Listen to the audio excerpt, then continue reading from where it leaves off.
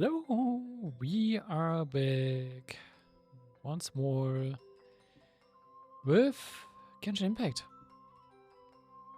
And I'm still doing my I'm noticing an issue. Ah.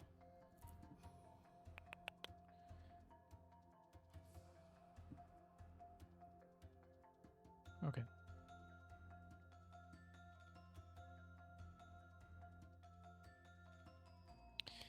These should be fixed now. With that, I should be able to see stuff in here, hopefully.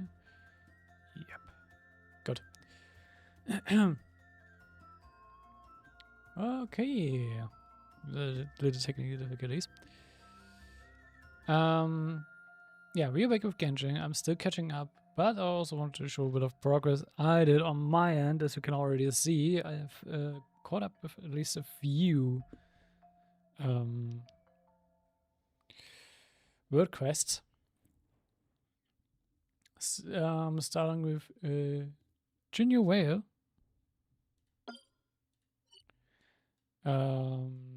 Where I unlocked this part of the map where I was wondering what's up with the fog and why is this map still locked. It's unlocked now.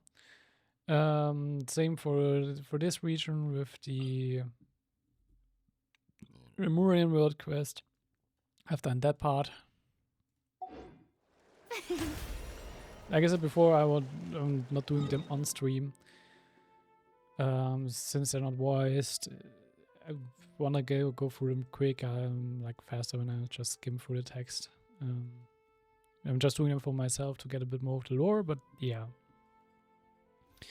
And I also started with the world quest in Netherlands and finished the one at Cragnatsune Valley.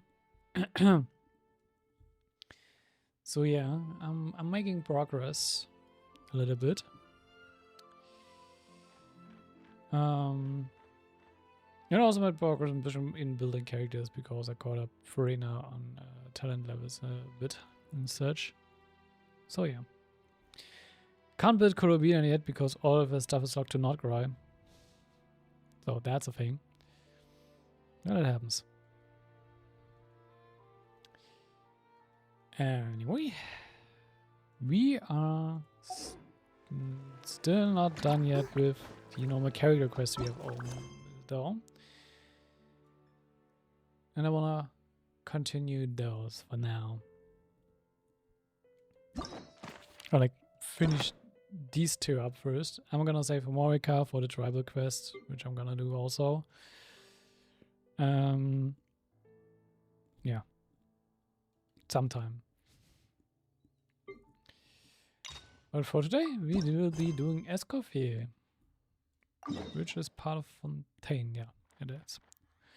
Or like GS. Then let's go. Huh? Is that Navia over there? Oh, it's been a while. Let's go say hi. Sure, let's go say hi to Navia. Hey, Navia, what you up to? Shh. Alright, secrecy. Get lost, Monica! I don't want to see you back here until you're ready to wake up and start doing things properly! Right now, you're a disgrace to my kitchen and to the Hotel de Boer name! Damn. It was an accident. I'm sorry, did you hear me asking for excuses?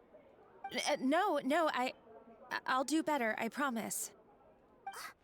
Why is she so aggressive? She won't even listen to what the poor girl has to say. Oh, hey, cut her some slack. You gotta at least hear her out. I hope I just goes in and goes straight into budding. Wait! Huh? Who do you think you are telling me? Wait a sec. Navia? Huh. So, you're bringing backup now. Suit yourself! You're still wasting your time!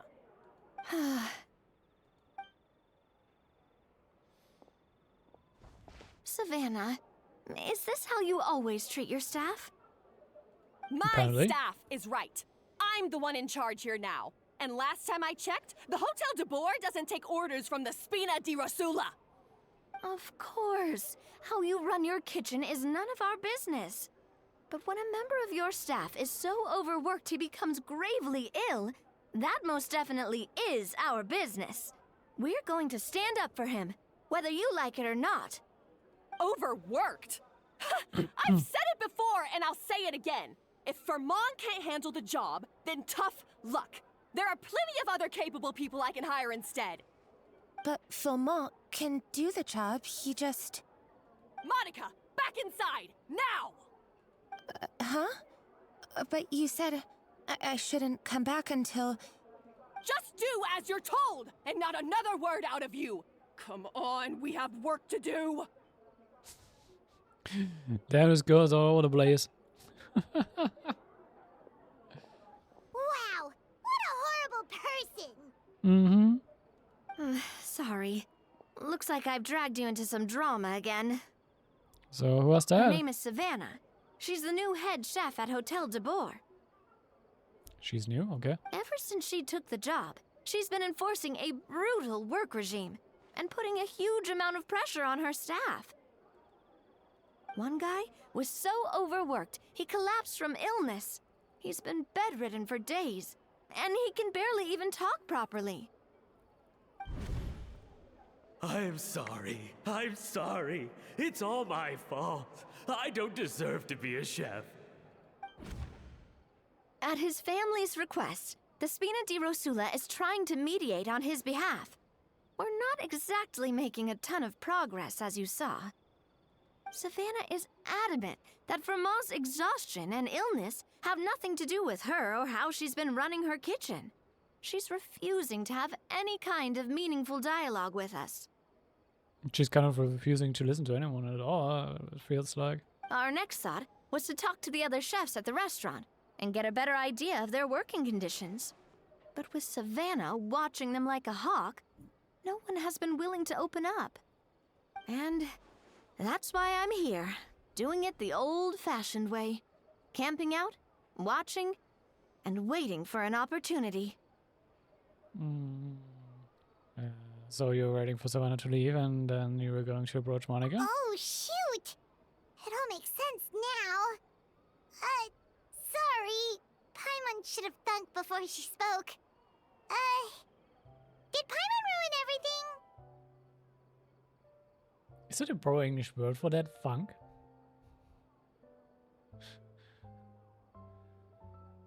Isn't it Ford? Oh, no, not at all, Paimon. Honestly, the way she was laying into Monica, someone had to step in. I'm sure I would have piped up if you hadn't. And besides, I don't really think I'm built for espionage. Alright, Savannah's senior now, so we probably won't get another chance. Yeah, meaning it's gonna be all the more difficult to get the inside scoop now. Oh, I might as well head back to the Fleuve Cendre then. We'll need to come up with a whole new game plan. Paimon will join you, 'cause this is kinda all Paimon's fault. Guess then we will join too. Guys, it's fine. You don't need to worry about it. That said, if you were planning to visit the Fleuve Cendre anyway, let me take you out for a meal. I'll make sure it's a proper feast. A really famous chef just joined the Spina di Rosula's tavern. Her name is... Sorry to interrupt. I just wanted to apologize for the scene you witnessed just now. We shouldn't subject our customers to that. This is a small token from us. It's some candy from Monica. She asked me to make sure it was delivered into your hands. Monica's the one apologizing? Huh. Clearly Savannah is the one who owes an apology. Let me guess, something is written into like the candy paper? Like a little note? Our head chef has been a little highly strung lately. Sorry for everything. I'm gonna gift. Alright. Since there's candy, Paimon will drop it. Not the candy. Thank you for understanding. We'll make sure to pass your feedback on to Miss Savannah. a little highly strung, huh? More than a little. Looks like with Savannah in the kitchen, even the waiting staff are on edge. Paimon doesn't get it. How did someone like her even become head chef? Well, according to Fermat's family, she hasn't always been like this. But that's a story for another time. Let's try this candy. Yes, never underestimate Navia's affinity for sweets. Oh, Paimon totally gets it. Come on, dig in! Huh? Hold on, there's something written on the wrapper. Hi, called it. Find Escoffier.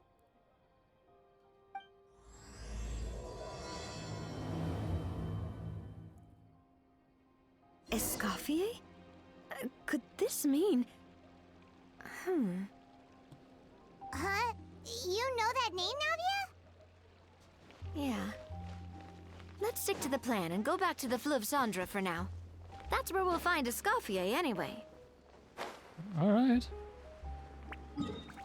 Yeah, just the chapel rainbow down there, right?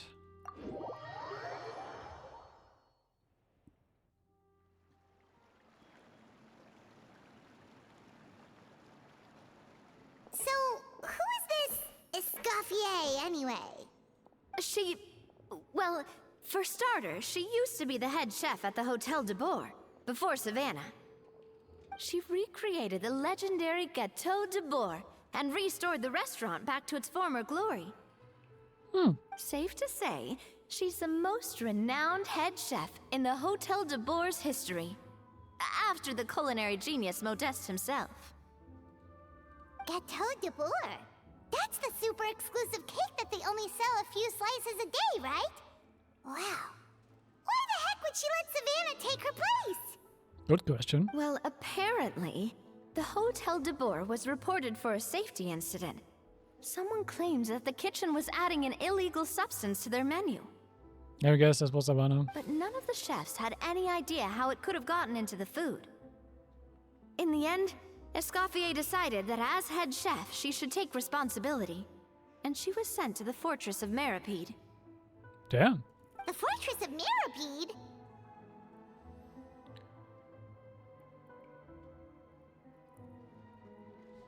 Don't be so dramatic. It was probably just a formality. We got in there just for eating someone else's cake. Well, you're right. The quantity of the substance they found was fairly minimal. Even the guards believed the whole thing was probably just an accident. Escoffier didn't have to stay in the fortress for long, but still, by the time she returned, the role of head chef had already passed to Savannah. So that's what happened. Paimon still thinks it's really unfair. Even though Escoffier is no longer head chef at the hotel, she's still well respected by the staff. So, I'm guessing what Monica wants is for us to convince Escoffier to try and negotiate with Savannah on the staff's behalf. Oh, Paimon gets it! Monica wants Escoffier to come back and kick Savannah out. It's simple. If the new head chef is stressing everyone out, then the solution is just get the old one back. Well, about that... You thought cream of mushroom soup was ready to serve after 3.5 minutes on the stove! Seems like she's also a strict chef. You'd have had more sense serving hot water with ice cubes. At least then you wouldn't have wasted all this perfectly good cream and mushroom. What do you say, Hilaire? I'm sorry, Cream. I'm sorry, Mushroom. As you can see, Escoffier is that kind of chef as well. How has Hotel de Bourg made it this far? You have to leave it on the heat for long enough to allow those flavors the chance to come out. Don't be fooled by the aroma when the water first starts to boil. Got it? Yes, Chef. Then go back and do it again.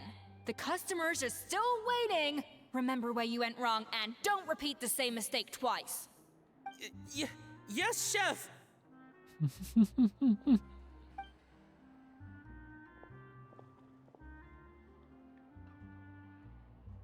Intense. Excuse us, Waiting to be served? Sorry, we're pretty busy. I'm afraid you have to join the line. Oh, no, we're not here to eat. So you're not paying customers? Then I'm afraid the wait will be even longer. It's hard to talk to Escoffier when she's in the zone. Let's take a seat. We can catch up while we wait.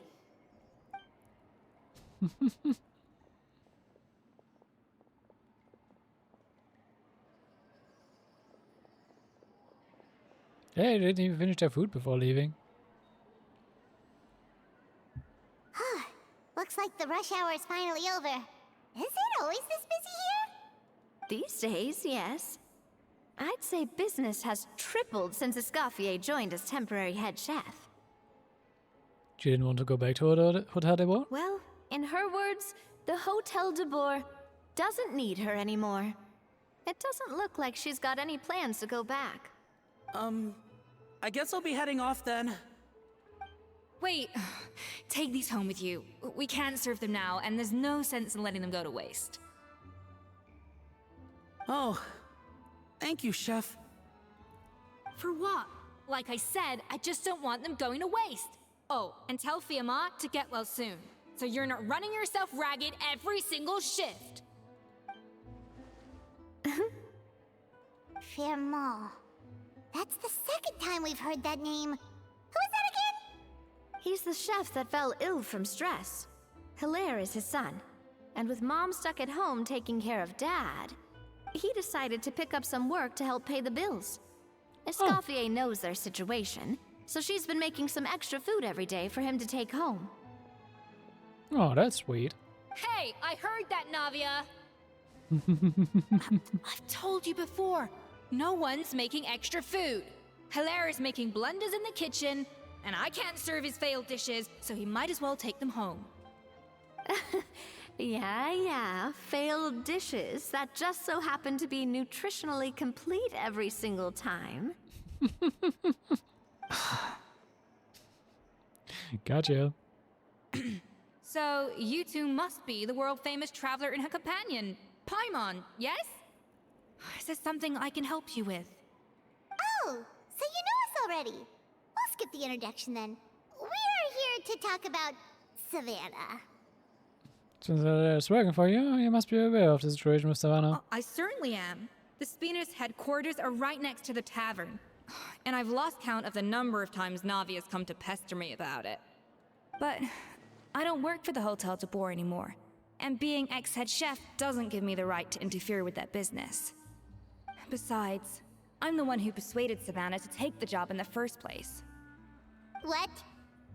Well, she was a much gentler person back then. A little timid, even. She wasn't at all confident that she was the right fit for the role. That's hard to believe. Are we definitely talking about the same Savannah here? Maybe?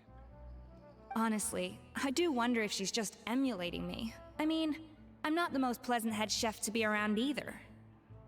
At least she's self-aware. Anyway, suffice to say that given the history between us, it'll be tricky for me to tell her she's doing her job wrong without coming across like a huge hypocrite. Fiamma and the others probably think that Savannah gets it all from me. I wouldn't be so sure about that, Escoffier. Look at this note we got from Monica. Does she have a tail, or is it just like part of her outfit? She has like a fork as a tail. You gave Monica's candy wrapper She to mentioned me. Whatever shortcomings you feel you have, it looks like Monica still trusts you. As for the others, well, how can you know what they think unless you ask them? It looks like a demon tail. It doesn't look like it's coming from the outfit. Monica. Plus, it's not like we're asking you to storm in there and raise hell. We're only in the initial phase of our investigation. All we're trying to do is get the other chefs to open up to us. Oh, Monica. Oh, Monica! Escoffier? I can't believe her! Powdered sugar is supposed to be applied sparingly. Look at all that on the wrapper. It's thicker than the sole of my shoe. Unbelievable! I won't stand for this. She has to learn. Come on, we're going. Wait, so now she's, Well, whatever the reason she came up with, at least she's convinced herself to go have a conversation. Let's go catch up to her. We don't want to keep her waiting.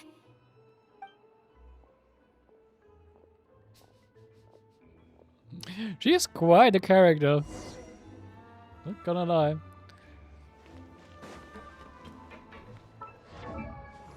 Also, have I think Escoffier is a 4-star? Do I have one?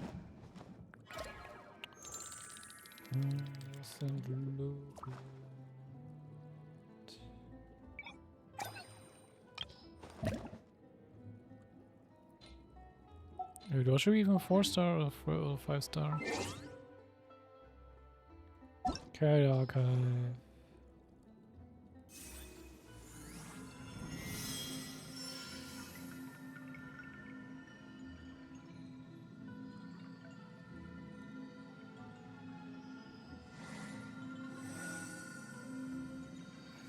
Oh, she's a 5-star.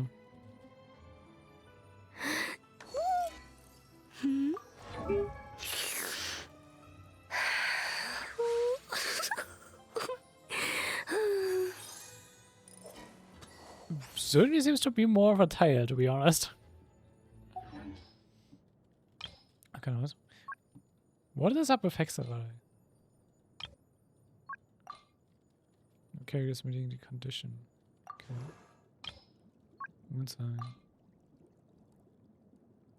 Like all not correct characters? Okay. What if the Hexerei filter? Is this just like filter prepared for Alice? But wouldn't also Mona be part of this? Okay.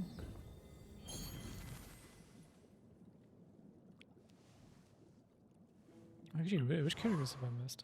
Okay, oh yeah, Chlorine.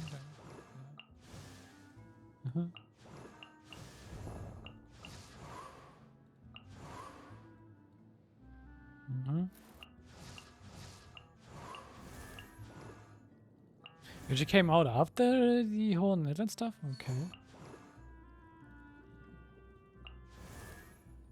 I still really love Skirk design. Mannequin? Huh? Mannequina? Do you need to understand that?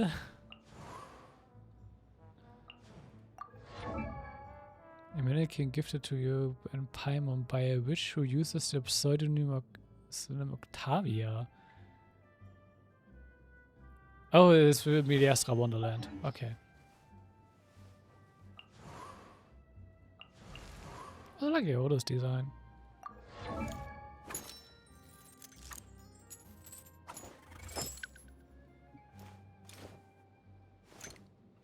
Also quite funny idol animation.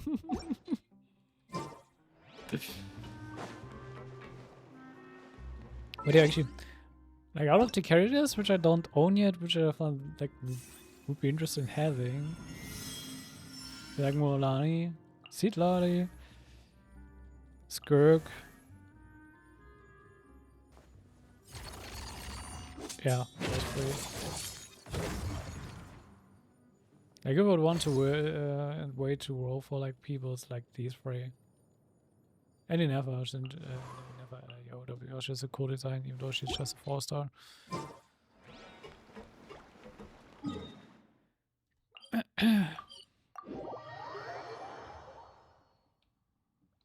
So if I ever get like reruns, I'll try to roll for them.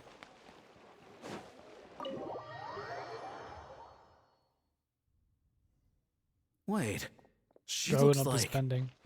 Is that Escoffier? I'm done spending on Genshin. I'm so sorry.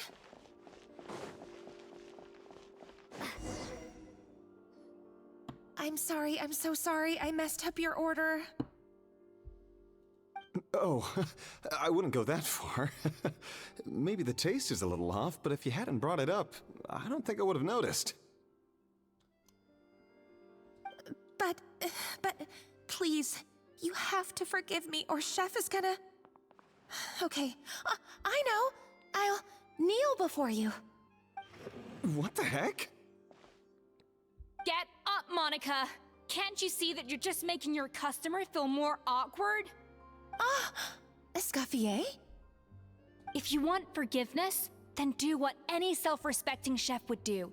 Make the dish again. And this time, get it right. You cannot go begging your customers to feel sorry for you. Savannah said that I'm not allowed back in the kitchen until I've corrected my mistake. But if I can't go back into the kitchen, I can't do the dish over. That's some backwards logic. How can you fix your mistake without being allowed to cook? If this is what Fermat had to put up with, then no wonder he had a breakdown. Monica also looks like she's about to have a breakdown, not gonna lie. We apologize for interrupting your meal, sir. It's fine. With my layman's palate, it's not like I can tell the difference anyway. I was actually quite enjoying my meal until she appeared out of nowhere and started apologizing. Gave me a bit of a fright, to be honest. Oh, well, it's because Chef Savannah tasted a bit of the leftover soup from my pot and then threw me out of the kitchen. Gosh, that's pretty strict. Has she always been that way? I don't recall things being like this when Escoffier was head chef here. I gotta say, you're all looking a little worse for wear these days. I mean, Escoffier was strict too, but I think the difference is that her criticism was more constructive, so you knew what you did wrong and how to improve, and we all knew that it came from a good place. Chef Escoffier was hard on us because she truly wanted us to reach her level. But these days, whenever we make a mistake, we just get told to wake up, get your head in the game, or just do it again. And it's only gotten worse since word got out that Chef Escoffier had started working again in the Fleuve Cendre. Monica, you don't need to call me chef. I'm not the boss here anymore. Today you're kinda still are, though. Yeah, but through no fault of your own. What happened back then? That wasn't on you, and all of us know that. That banquet was a huge event, and so many staff were involved every step of the way. With so many moving parts, there's no way of knowing how that Lumiline ended up in the food we served. Lumiline? What's that? A new drug from the Fontaine Research Institute, produced from an extract of the Lumitoile. Apparently it sharpens the senses, so they used it to treat people with impaired responses to stimuli. Oh, yeah, I've heard about that. They found out you can use it as a flavor enhancer since it stimulates the taste buds. Makes things pretty addictive. And is Lumiline supposed to be a stand-in for MSG?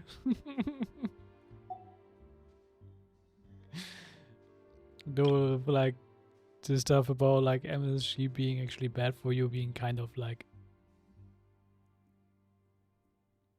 just wrong information.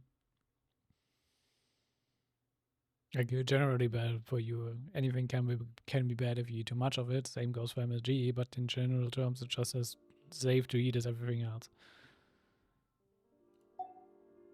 They also found that overuse can have mood-altering effects, and even lead to nerve damage. So it quickly ended up on the guards' list of controlled substances.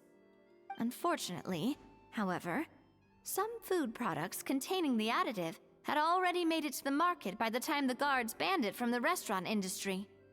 Everyone knows that in all likelihood, someone probably just purchased a batch of contaminated ingredients by mistake. But you took all the blame. We all know why. You just didn't want to see this turn into a place where tensions are constantly running high, because everyone's suspicious of each other all the time. And now look at you, a fry chef in the Fleuve Cendre. What are you trying to say? Sure, the Spina's Tavern is no Hotel de Boer, but come on, it's not that bad, is it? I wouldn't say it's that bad. It looks nice. Oh, the Fleuve Cendre, you say? Great. That's where I'm dining from now on. And you poached a customer. Monica, I'm very happy with my current job. And there's no changing the past. We just have to let bygones be bygones. Besides, at the end of the day, I was the head chef, regardless of whose mistake it was. Ultimately, the responsibility lay with me. If only Savannah was half the boss you were. I'm sorry? Do you have a problem with my conduct as head chef? No. No, Chef. So, you do remember who's boss? Escoffier? I thought you'd left this place for good. What are you doing back here? What happened to you, Savannah? Why are you acting like this? When I turned this place over to you, You made me the head chef and gave up your right to tell me how to do my job. You're not the boss here anymore, so stop acting like you own the place. Whoa. Sounds like someone has a chip on her shoulder. Maybe you should give them some space. Oh, Savannah! My God, have you grown a temper since I last saw you? Have you put even half the amount of energy into improving your cooking skills, or are you still using the Pluie Lotus as an off-brand marcotte, thinking no one can tell the difference? That's none of your business! Okay, this is turning heated by the second. What happened to not storming in and raising hell? Yeah, forget about that. Ho ho! I was not expecting to see something this spicy as soon as Escoffier returned. Oh, that overdone French accent on him, damn. Huh? Fan Asian? Aye, miladies. Might I make a humble suggestion? Given that we have ourselves a tete-a-tete between chefs at the Hôtel de Bord, I dare say it would be de rigueur to settle this the traditional way. The French accent is really overdone, damn. The traditional way? That can only mean one thing. Sounds like we're in for a history lesson. That's right! I'm talking, of course, about the tradition established by Modeste himself. The cooking contest!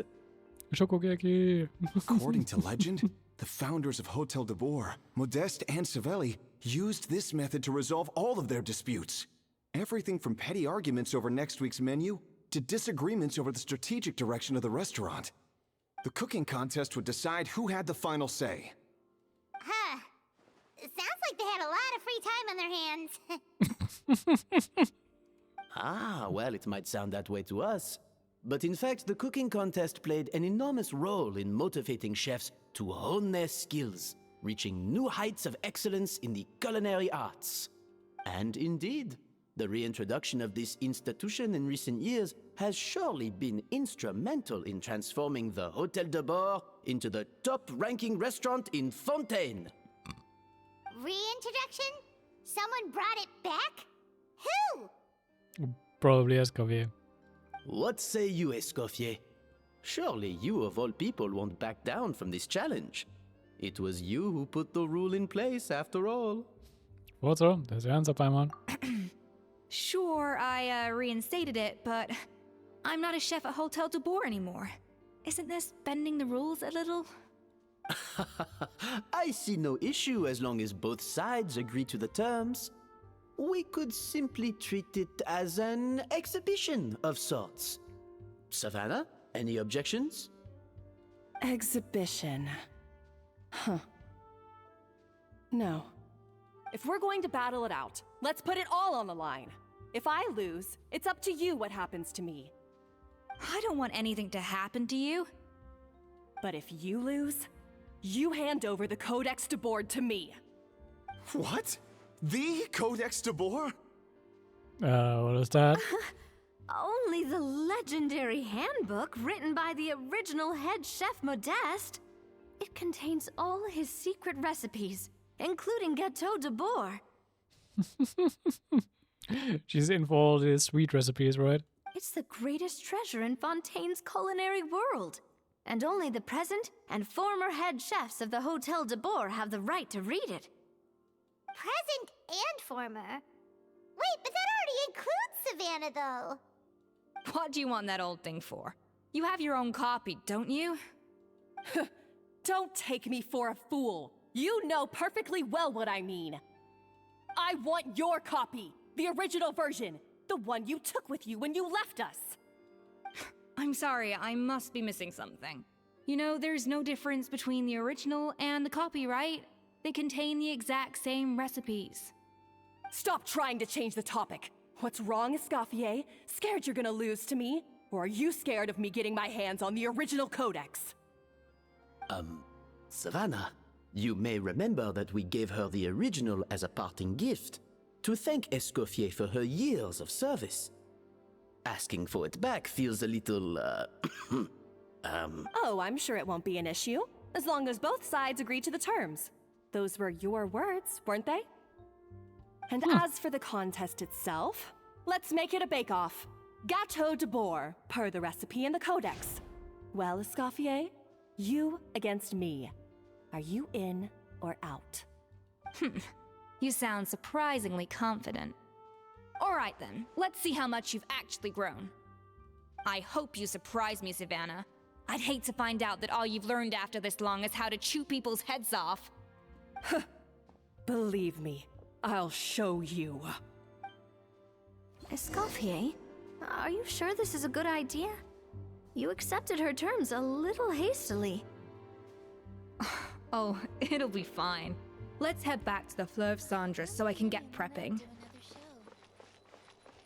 I don't think she actually cares that much about losing the Ocean Codex, does she?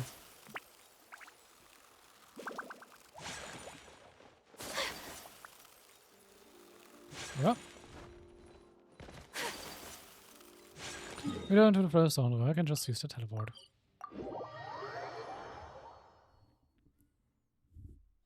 Alright, it's these. But I'm guessing Savannah will be using some of the limonade. Probably.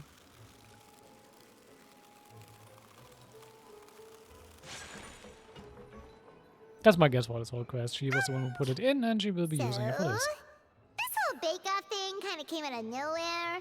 Was it really sensible to just go along with it? Well, I got a sense that she's holding something back. But we chefs always express ourselves in our cooking. So if she won't talk, this might be the best way to find out what's really going on with her. Huh? Holding back?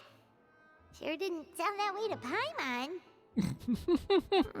Escoffier only picked up on it because she's the same way.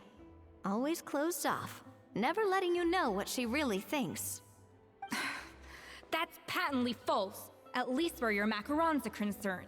I've been nothing but truthful with you about the disgraceful amount of sugar you use. Okay, that's one case where you can keep your thoughts to yourself. So anyway, what's this Codex de Bois she's so obsessed with? Oh, that? Well, it's not so much a recipe book as a diary of Modeste's adventures. Back in the day, he and his good friend Zavelli explored far and wide, partly adventuring, partly looking for new ingredients and developing new recipes. Their creations had an enormous influence on the course of Fontaine cuisine, turning it into a much more vibrant and diverse scene.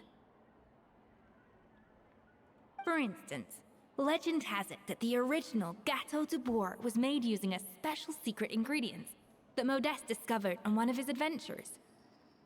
So rare was the ingredient that they could never make more than 16 slices of the cake per day. But everyone who tried it claimed that it was one of the most blissful and invigorating things they had ever tasted. Modeste and Savelli went on to found the original Hôtel de Bois, which catapulted them to stardom in Fontaine's culinary world. Especially Modeste. He was hailed as a once-in-a-generation genius, and over time, the recipes from his adventure log became known as the Codex de Bois. Okay. Paimon's heard this kind of story before. Armed with the Codex, the Hôtel de Bois took its rightful place as the finest restaurant in the land, serving those recipes for centuries to come. Something like that? What? No, of course not. Cooking is a constantly evolving art form. How could any restaurant survive if they only served food that was popular last century? Fair point. Anyway, never mind centuries. Savelli and Modeste parted ways not even 10 years after their rise to fame. Then, Modeste passed away while he was still in his prime. And that was it. The end of the Hôtel de Bois' heyday. It fell into decline, and for most of its history, it was just a nondescript place with a couple of cheap tables. It's only in recent decades that it started recovering. Even then, it still took numerous relocations and changes of management before we finally ended up with Vanigem and the restaurant we have today. Oh! So the Codex really isn't all that, then. Paimon figured it was like one of those mystical books they have in Liyue's martial arts novels, where the main character learns all their secret powers from. That's not that easy, Paimon. Yes, well, that's fiction, and this is reality. You can't meet the tastes of modern diners by following some ancient recipes from a dusty old book. Case in point. Even the Gâteau de Bourg they sell now is actually Escoffier's reimagination. Wait, really? Why though? Didn't that recipe make it into the Codex? It did, but like I said, it's the dusty old book now, and the records aren't as legible as they once were. Not to mention that there's no way of finding the secret ingredient Modest wrote about. So, reimagination is right. I consulted some historical records and took what I could from the Codex. But ultimately, the Gâteau de Bourg of today is my own recipe. As for why we gave it the same name and kept the tradition of only selling 16 slices a day, well, you've got Vanigem's business sense to thank for that. Oh! Huh. Well, that kind of takes all the mystique out of it. Well, that was just like an popularity stunt. For the reimagination was kind of clear from the beginning, though. Because I doubt even if they would like, it would like use that secret ingredient that by now it would be like, would have been discovered by more people, or would be available more broadly.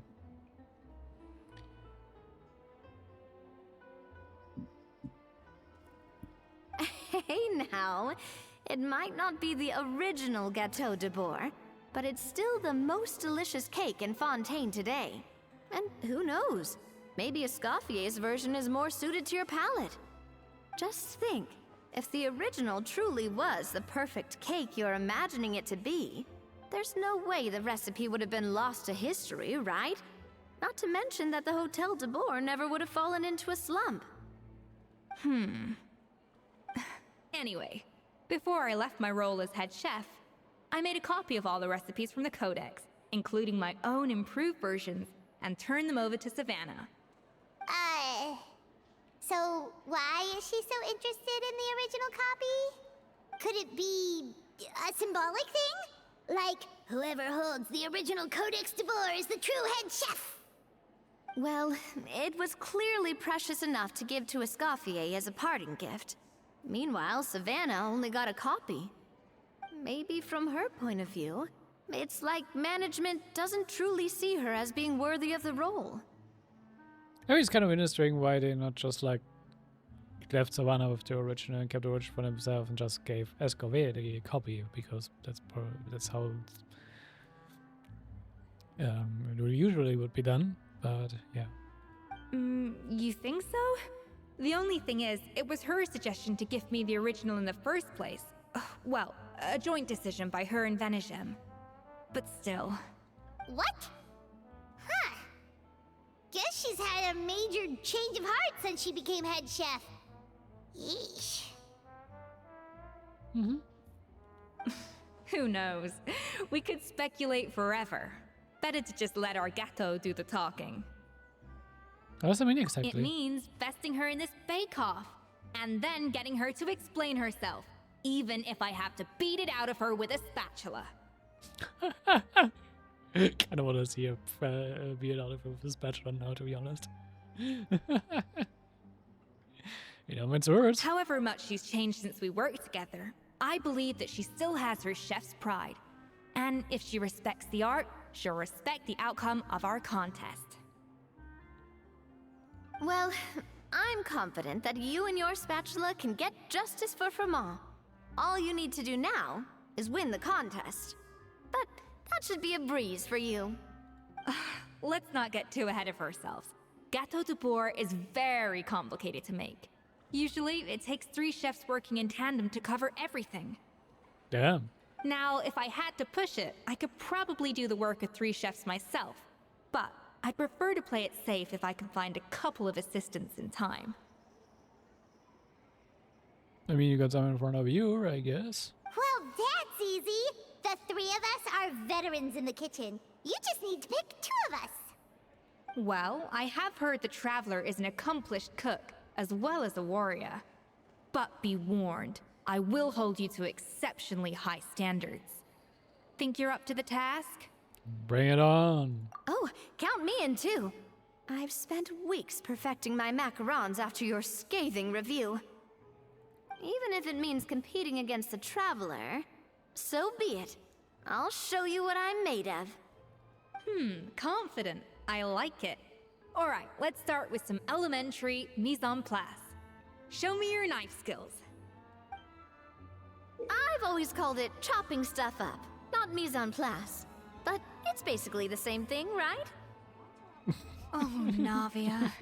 The difference in your case is that mise en place is chopping stuff up without sending juices flying all over the kitchen. I mean, mise en place is basic, so base, so. Just give you a nice skills. Use no attacks to cut the fruit. It seems she will collect the slice and process them into some sublime substance.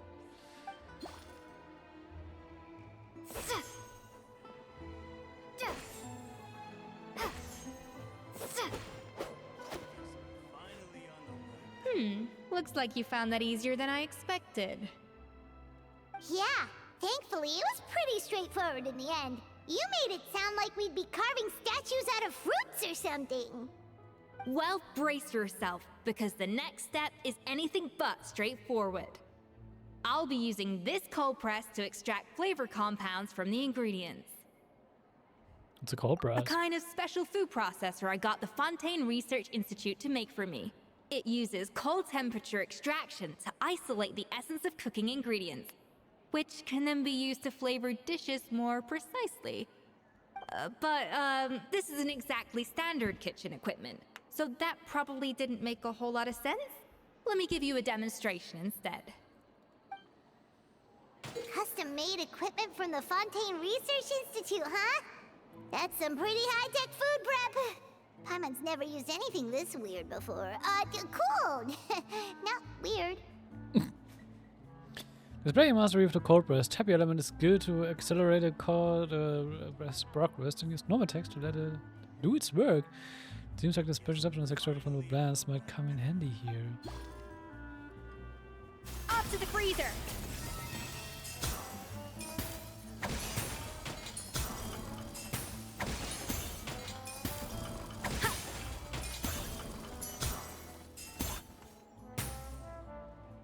And done. These are the flavor compounds extracted from our ingredients. I processed all the fruit you chopped up earlier. Wow! Even the smell is so much more concentrated. What next? Do we add all this stuff in? Absolutely not! Throwing everything in at once will ruin the balance of flavors.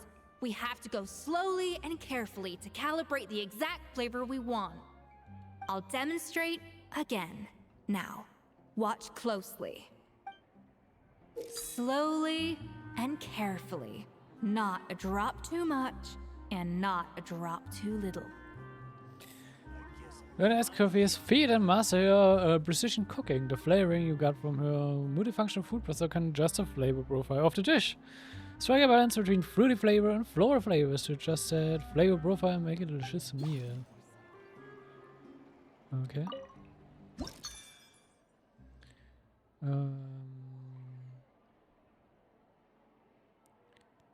You want 2 more clicks and this.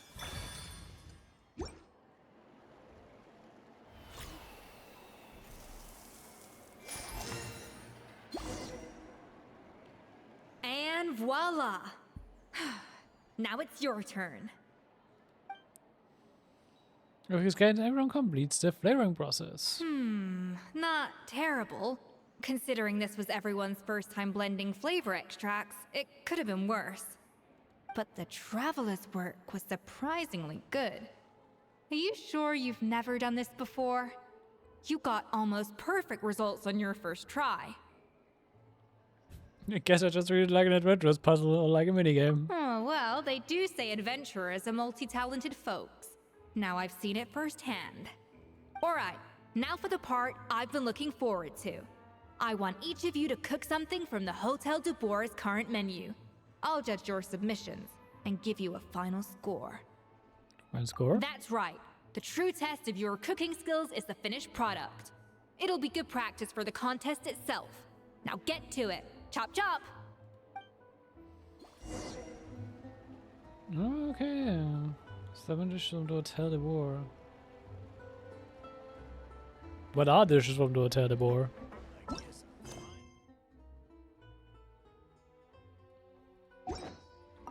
How's it going? Have you picked a dish yet? Choose wisely. I expect you to present the most delicious thing on the menu. I mean, only got this. Delicious duck coffee.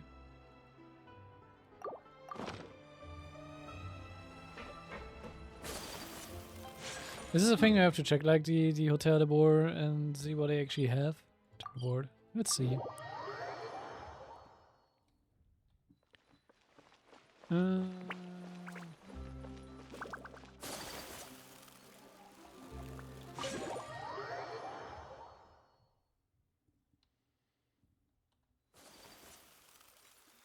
Probably have recipes.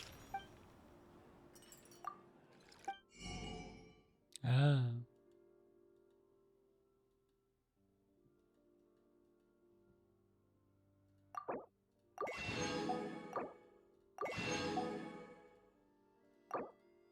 Question is, which one counts as the most delicious one?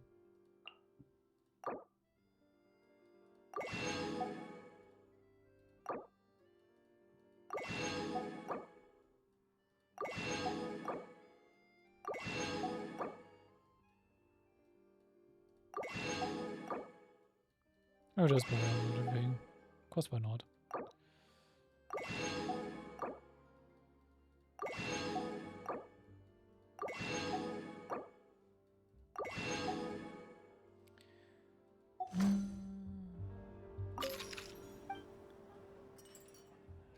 Any recommendations? Contain foie gras alongside red wine blend of Sissika and Ornella.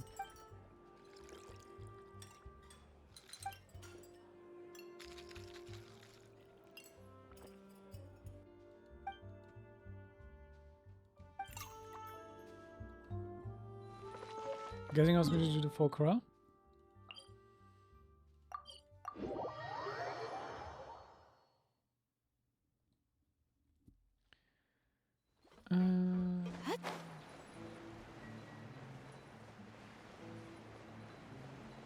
Do I actually have like a cooking place here?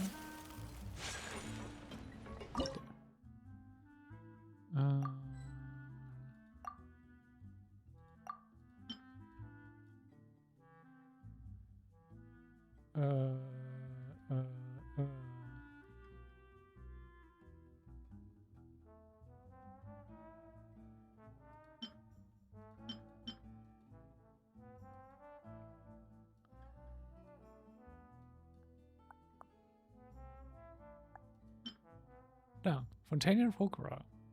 So this one.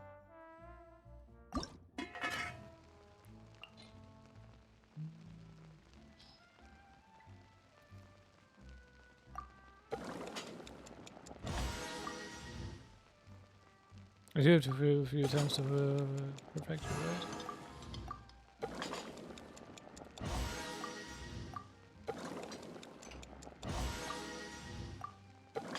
I barely mastered any dishes, but when you're already at this, why not?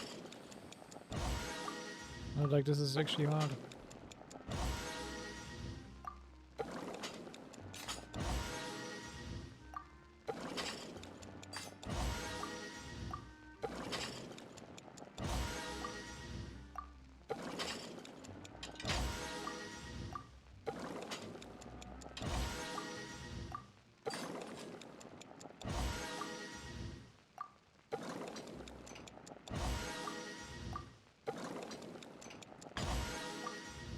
And there you go. And let's give you foie gras. How's it going? Have you...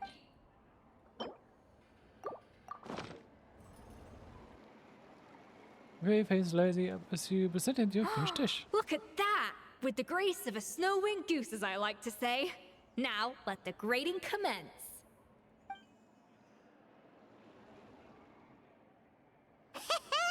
Pretty good, right? Not to brag or anything, but Paimon's a bit of a connoisseur when it comes to la food. Übertreib's nicht, Paimon, danke. 6 points. What? Oh, well, fair enough. Paimon doesn't cook all that often, so as long as it's a pass. That's 6 out of 100. What?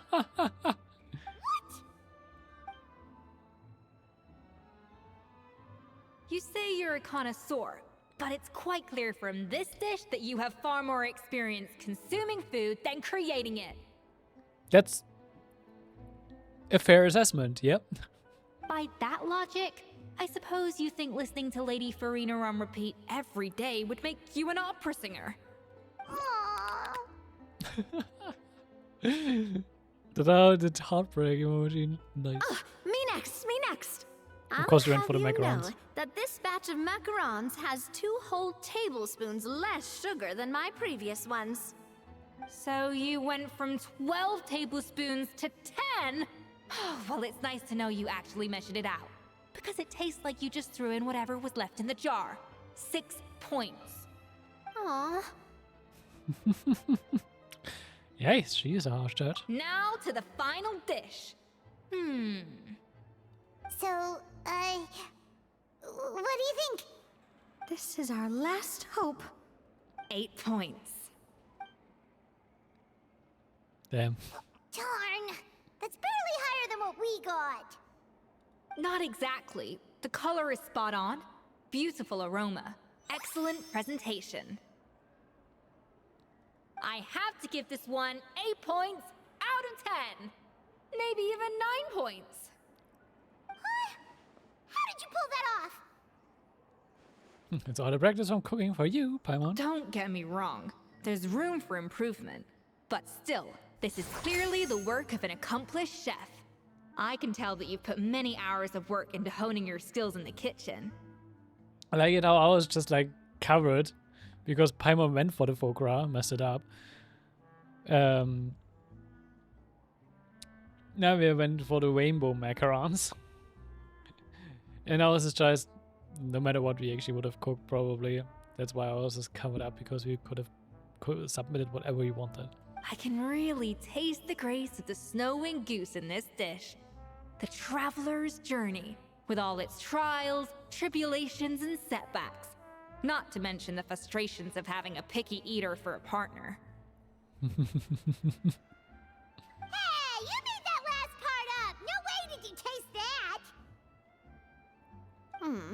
Well, it looks like I lost fair and square. I guess you'll be taking the Traveler as one of your assistants then? But if it takes 3 chefs, that still leaves 1 slot remaining. Maybe Paimon and Navia should keep practicing and see how it goes? Chef Escoffier.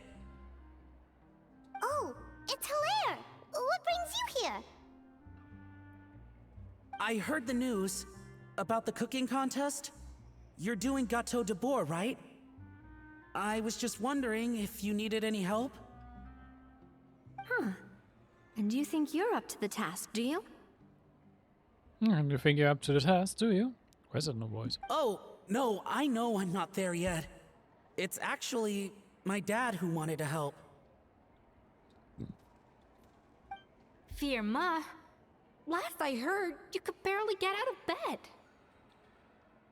Chef Escoffier, Navia, Traveler, thank you all so much for everything you're doing for me and my family. I've had enough of sitting around at home while you run yourselves ragged. If you let me, I'd like to help you win this cooking contest. Are you sure you're up to the task, Paimon? Yeah, I was gonna say the same thing. don't you worry. I'll be fine. I'm feeling much better now. I'm sorry. I know I've been rather useless these past few days, but not anymore. The fact is, I'm a fine chef, despite recent events. I've proven myself in the Hotel de Bourg kitchen, so if anyone's qualified to work under Chef Escoffier, it's me. I think. I mean, I hope so. Where did that self-confidence go? Firma, have you even set foot in a kitchen since leaving Hotel de Bourg? I have not, but I'm fully rested now. I know I can handle it. I'll prove it. Let me whip something up for you right now.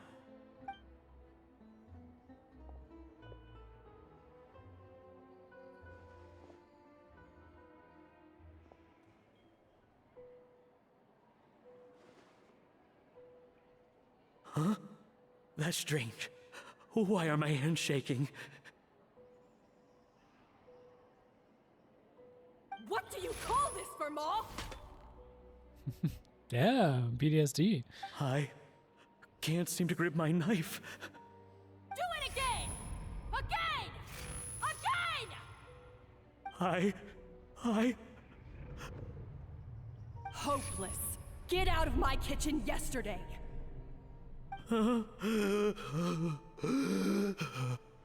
Dad, what's wrong? I don't understand. I was feeling so much better, and then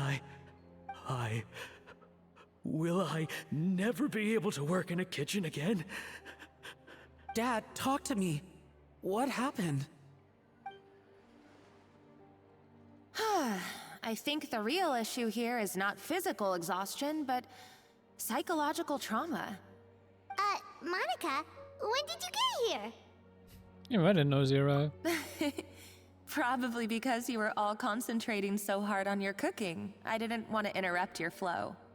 But anyway, Firma, I'm so sorry. If only I'd known how serious your situation was, I would have stood up for you sooner. You have nothing to apologize for, Monica. During those long nights of redoing every order, you were the only person who looked out for me. Oh, come on. All I did was make you some tea. I doubt it was much help. Savannah was so ruthless toward you. I probably should have brought you something stronger. She sounds like the worst. All right, another Savannah horror story. Let's hear it. I like how she's already classifying Savannah as horror stories. She's been getting harsher and harsher on us ever since she heard about Escoffier's new role in the Fleuve Cendre. Seems like no matter what we make, she'll find something wrong with it. What is this? It looks like a dog's been at it. In the trash now! Then she orders us to redo the dish again and again, but we never know what's going to make her happy. Do it again, do it again, do it again! Every time you remake it, you just get another earful from her. Either straighten yourself out or get out of my kitchen! So now, it seems like just picking up a kitchen utensil gives me flashbacks of her yelling at me. Oh man, that must be awful. The more I want to get it perfect, the more my hands shake, and the more scared I am of making another mistake. How can you give up so easily, Firma? You weren't a quitter when you were working for me. And even under Savannah, you talk about working late into the night trying to perfect your dishes. That says to me that you still hadn't lost that determination to prove yourself. What changed? I don't know what's come over me.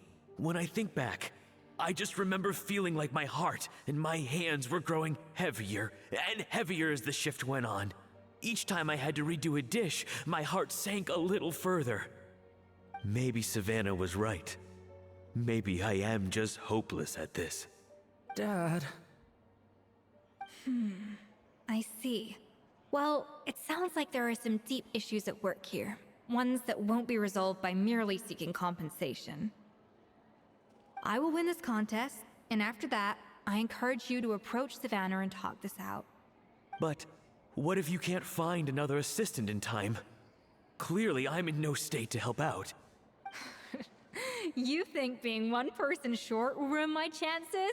let's not forget, I taught you and her everything you know. Even if I had to go it alone, I would present the perfect gâteau. Escoffier is very self-confident when it comes to cooking. Oh, well, Paimon and Navia will still keep practicing, just in case. At least she has us. And so will I. Yeah! And if worse comes to worse, we can always get the Spina di Rosula to put out an emergency call for chefs. There's gotta be someone out there, right? Actually, I thought maybe I could help. That's sort of why I'm here. What? Why didn't you say so? I was going to, but then... well, this is the first chance I got. You do this for us? Thank you so much, Monica. Alright, fine by me. But aren't you still working for Savannah? Joining the other side seems like a guaranteed way to put your future employment in jeopardy. I know, but it's all right. I've made up my mind. With the way things are, I can't keep working for Savannah much longer anyway.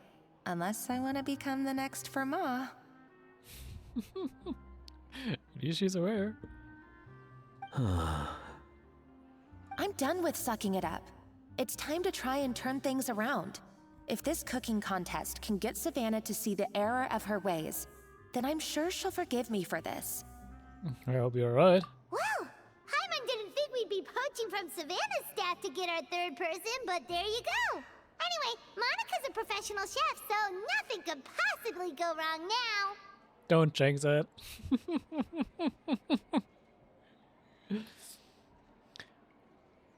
Also, even if a job gets into jeopardy, she could just work with Escoffier and the Flower Sandra. Great! Then it's settled. And to congratulate you all on making the team, I propose a Spina-sponsored meal to celebrate. Spina sponsored? Wait, you mean I'm cooking? Well, I promised the traveler a feast in the Fleuve Cendre. And I know how much you've been looking forward to it. Yeah! Feast, feast, feast! We're gonna have cook, it will be a good practice for the contest. Alright, if you insist, then prepare for some of the finest food of your lives. Escoffier turns everyone to a spectacular feast.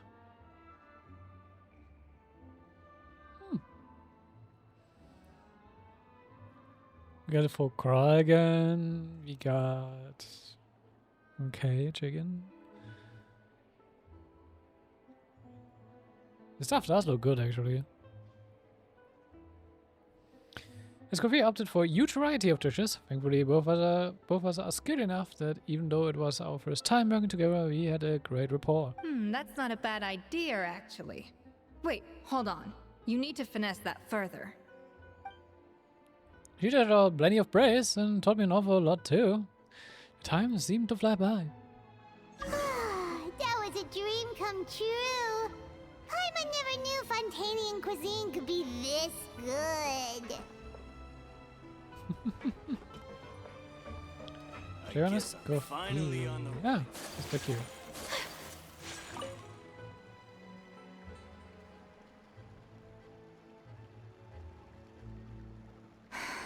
Why, Savannah?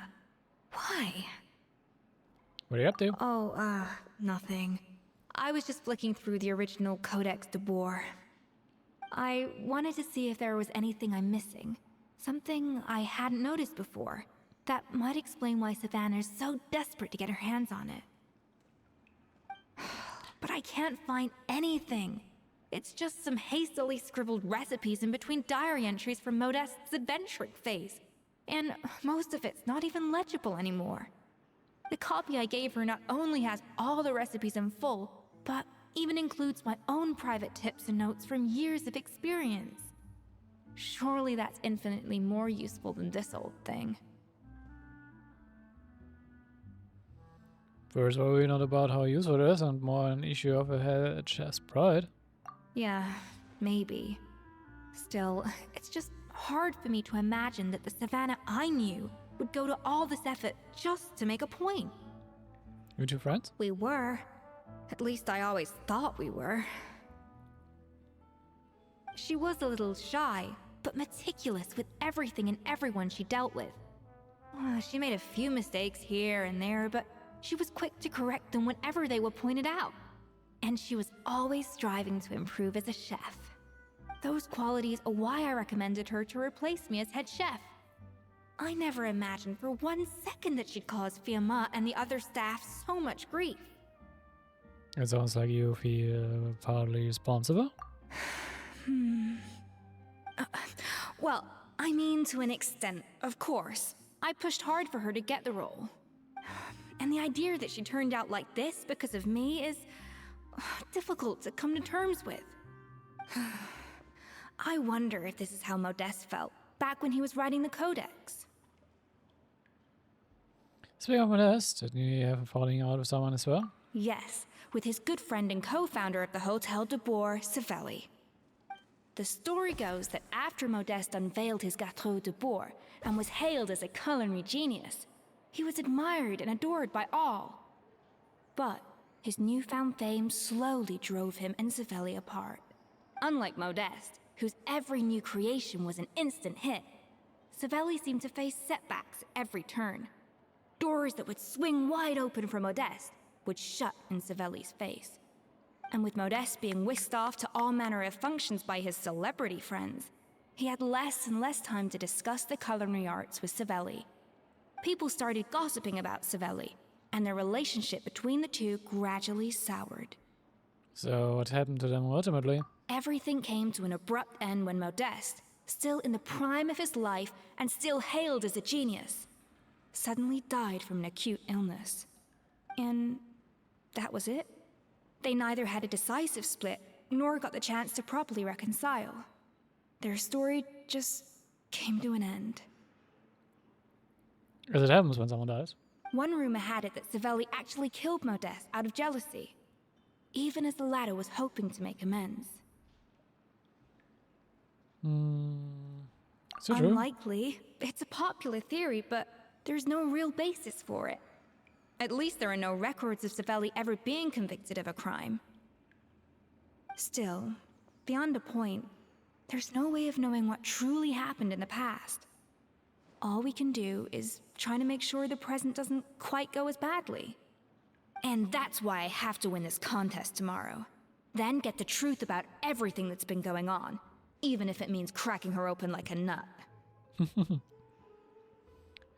If me on the team, there's no way we can lose. Really? Well, I like the confidence. Don't let me down tomorrow, then. You better bring your A game.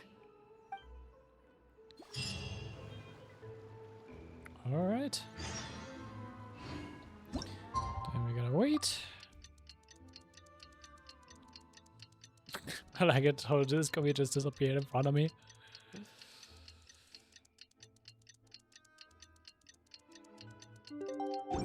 It's cooking contest day! To the Hotel de Bourg! Toot sweet!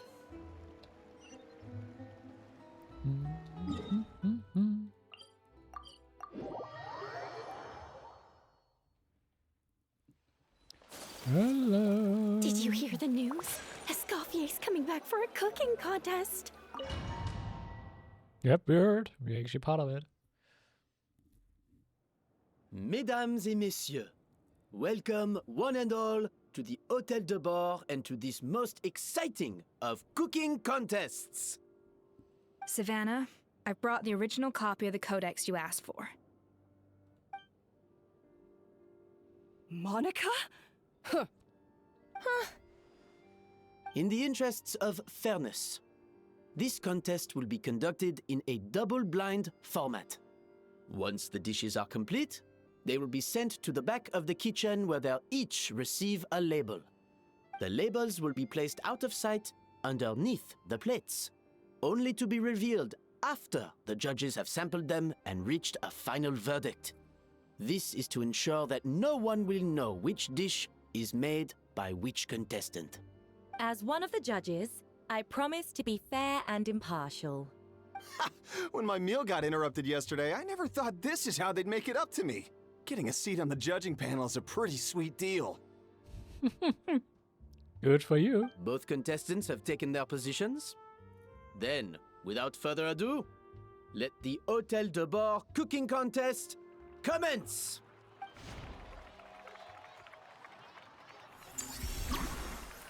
Roll the ball, layer 1. Complete the objective by using the minimum amount. Hey, time to do the ball using Escoffier patented precision cooking. You can start a flavoring process at the seasoning table after obtaining flavorings from the cutting board and the cold press. Both flavoring types must be added in sufficient amounts to ensure richness of flavor. Add enough to both before aiming to balance the flavors out.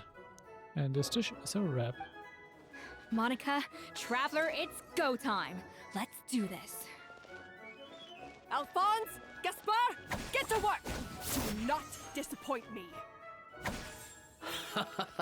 Looks like our two head chefs are raring to go. Like an Where oven on is full blast, there? this competition is quickly heating up. Yeah, that should be enough flavoring. Now hurry up and balance the flavors.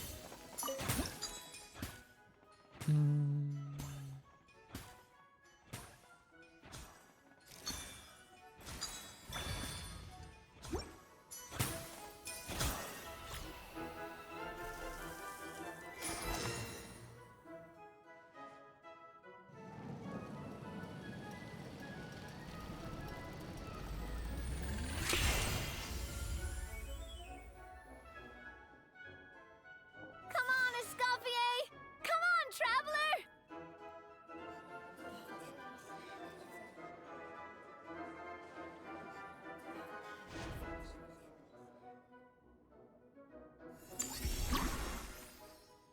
Maybe next day. Okay.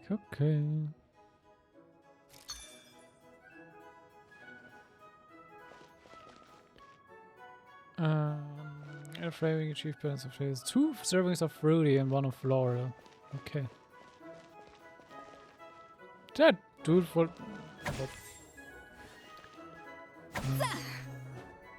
Alphonse! What are you playing at? That's not how I taught you to do it! Stop horsing around and do it again!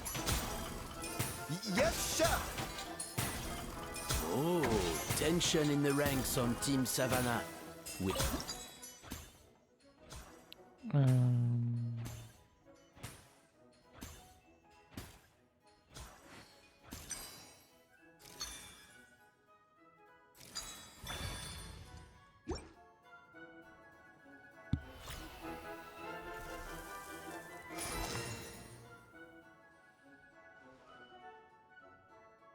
So,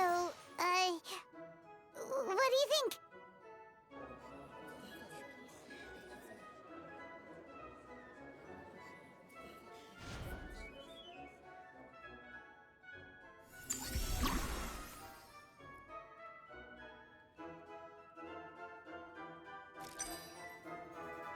okay, 2 to 2. We need a high value fruit stuff. Okay. Escoffier is already on the final step of the recipe. Let's check on Savannah's progress. I think this flavor profile is still a little bit off.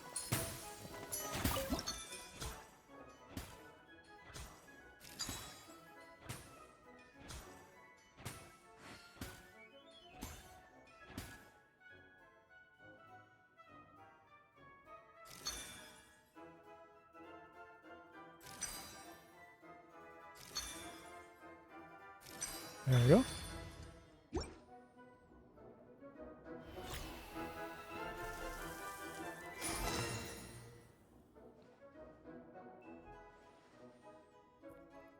You can't match Escoffier's talent.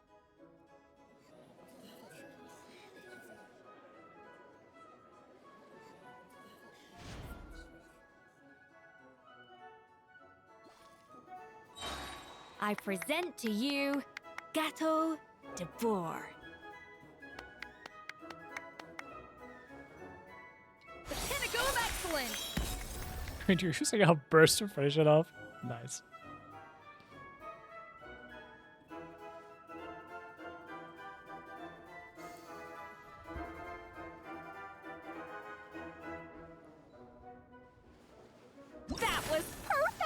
We were like a flock of snowing geese, completely in sync, working gracefully and elegantly together.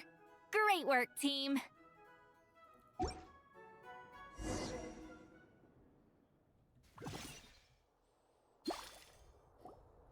Time's up! Contestants, please take your dishes to the back. I was fun at the minigame, actually. Huh.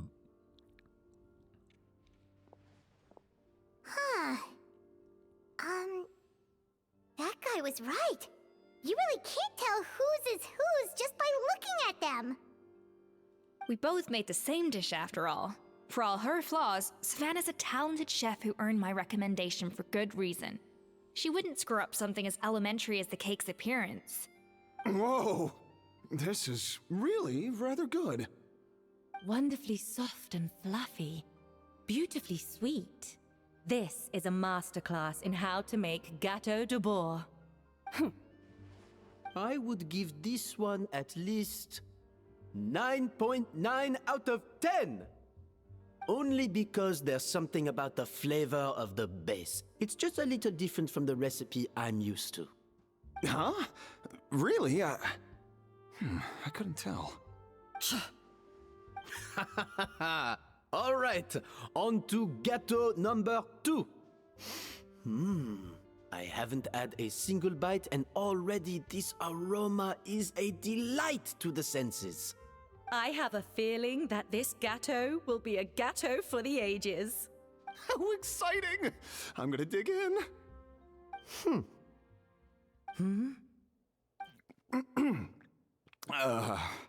I think maybe someone got a little carried away when they were adding the sugar.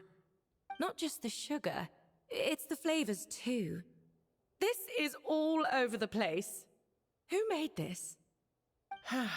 It appears the decision is unanimous. This gâteau is far below the standard we would expect. Whew!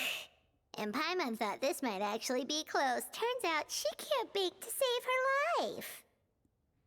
At least we got to put teamwork. Something's not right here.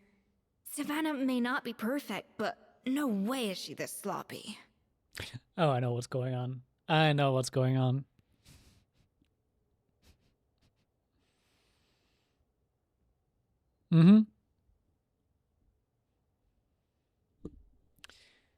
Okay, my guess for this, the one that lost is Escoffier. But it's not due to Escoffier's fault, but Savannah changed up the recipe to work with Lumino, which is the slight difference in the flavor base the dude mentioned. And since the Lumino has the effect of heightening someone's senses, since Escoffier went with just her usual recipe she's used to, due to them having tasted eaten the Lumino before, their senses are completely out of whack now, and it's changed the balance of Escoffier's cake. Let's see if my guess is correct. I can now declare that the creator of the first gâteau has won this cooking contest. Now, all that remains is to turn the plate over and reveal the chef's name underneath. What? It's Savannah? No, that's impossible. Hey, Savannah! You cheated, didn't you? You cheater! What did you do? Oh, you swapped the plates, didn't you? Well, someone's a sore loser. These cakes went from the oven to the judge's table without me ever laying a finger on them. And everyone here can attest to that. It was Vanejem's staff who labeled them in the kitchen. If you're looking to accuse someone, why don't you start with them? Isn't it more likely that Escoffier's lost her edge? Oh, or maybe her assistants let the team down. You take that back! Kind of funny how angry Paimon can get for the traveler. Judges, we demand a rematch. That's enough. What's done is done. As head chef, or rather as team lead, I take responsibility for the dish I served. Whatever went wrong and however it happened, I should have spotted it. Savannah, I didn't think you'd stoop this low just to beat me in a bake-off. What happened to your chef's pride? I don't know what you're talking about. Oh, Escoffier's onto her, I think. If you want the Codex de Boer that much, you can have it. Escoffier, no! But you must promise me that you'll apologize to Firma and compensate him for everything you put him through. It's a little late to be negotiating terms. The contest is over and I won. That means you owe me the Codex, and I owe you nothing. Look, Savannah, you may have fooled everyone else, but can you really fool yourself? What I'm offering is to accept defeat without looking to expose what you've done. But only on the condition that you promise to stop putting so much pressure on your staff. Fine. I'll treat this as your final handover of duties from one head chef to the next. So, will that be all, ex-head chef? Or is there any other unfinished business you'd like to leave in my hands? I didn't mean that to be a scolding from your former boss, just a word of advice from a fellow chef and a friend. But I don't know if you're even open to input from other people anymore. I know what I'm doing. I don't need your advice. All right, fine. I'm glad to hear it. Escoffier? The Codex de Boer! Finally. Now, at long last, I will succeed. Escoffier? How could you let her get away with this? Yeah! The Codex is a souvenir of your time here! Doesn't that mean anything to you? It's all right. It was just a bake-off, not the end of the world. I'm already over it. Besides, it's not all bad. She agreed to compensate Firma. That's mission accomplished for the Spina. Honestly, if I'd have known that giving her the Codex would solve everything, I'd have just done that in the first place. I mean, why bother with the whole cooking contest? It's such a waste of time and energy. Variety, I'm sure she's devastated, but what is done is done. No. No! This doesn't make any sense! Huh? That's it? No secrets, no nothing? I don't believe it! This can't be happening. Yeah, thought so. Other thing I already thought about that Savannah just didn't trust her to faithfully copy the Codex, and was suspecting that Escoffier hid something from her, like some kind of big secret which made her such a big cook, such a good cook. But no, she copied it faithfully and even gave extra tips. Oh, Chef Savannah! Savannah? Sam passed out after reading through the original Codex. It's nothing life-threatening. Just a lot of pent-up stress and exhaustion. Oh, I knew it. Pent-up stress? The truth is, however hard she might be on the rest of us, the person she puts the most pressure on is herself. Yes, there are nights when she makes us redo things over and over into the wee hours. But for her, it's every night. She'll hide herself away in the kitchen, working on new techniques and recipes, and only realize how long she's been at it when we come to work the following morning. But why? Why would she do that? Our best guess is she doesn't want to be seen as less of a chef than Escoffier. And there it is. Even so, that's no excuse for taking her anger out on the rest of you. Yeah, and it's definitely no excuse for cheating in the cooking contest. About that, we honestly have no idea how she did it. We were focused on our own work the whole time, like she asked. Leone and Algalia were the ones I tasked with labeling the cakes.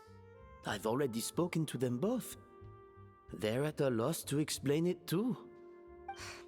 Not to worry. Come on, join me downstairs. I'll interrogate the guilty gâteau myself.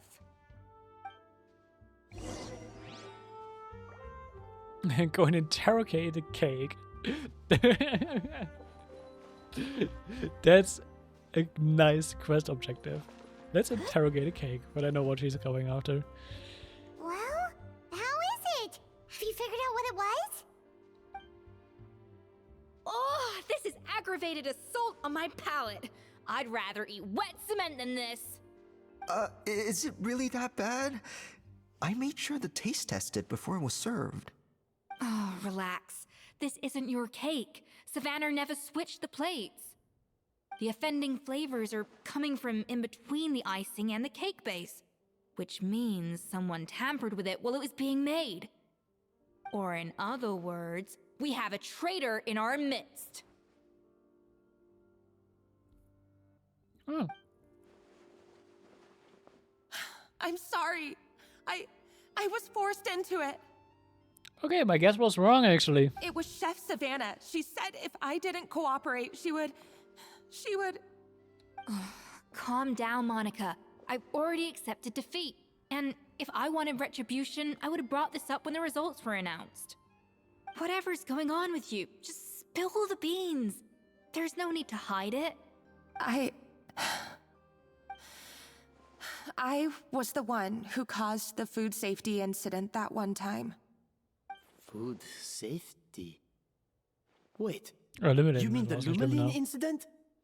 So you procured the contaminated ingredients? I think so. Savannah and I were on procurement that day. I didn't check everything as well as I should have, and so I let contaminated ingredients make it into the kitchen. But I swear I didn't do it on purpose. I had no idea there was an issue with them, and I didn't know it would end up with Escoffier going to jail.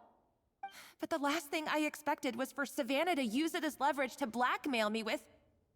This is crazy! So Savannah pressured you into sabotaging Escoffier's cake by threatening to expose your secret if you didn't?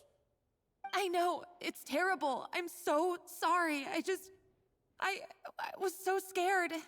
The thought of Chef Escoffier finding out that I put her in jail, it made me freeze up with fear. Well, now you told us in the end anyway, so what's the point? I thought Escoffier would hate my guts if she ever found out, and yet somehow that's ended up in me doing something even worse.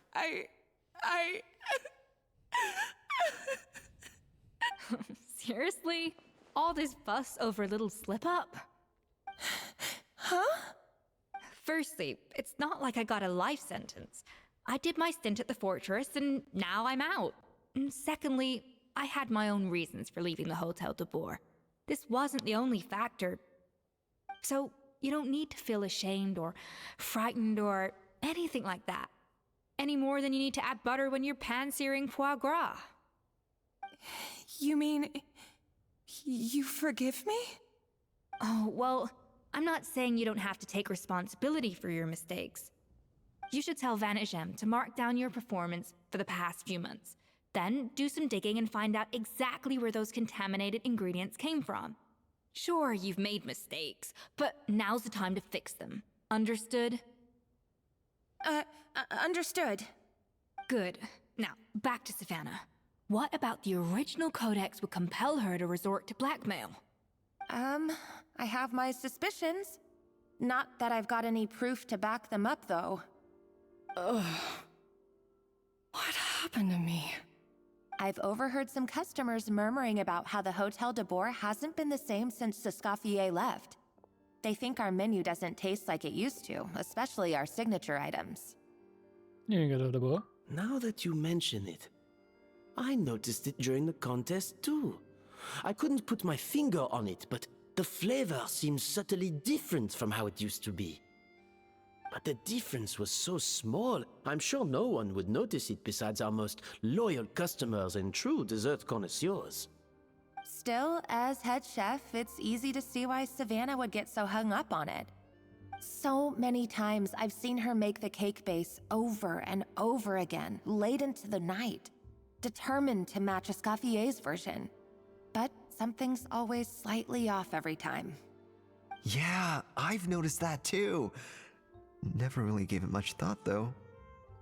Thinking back on it now, it's clear that Savannah's been in a downward spiral ever since Escoffier left. She wants to prove that she can fill Escoffier's shoes. That's gotta be the reason.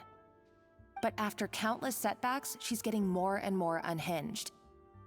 And at some point along the way, she switched from doubting herself to doubting Escoffier.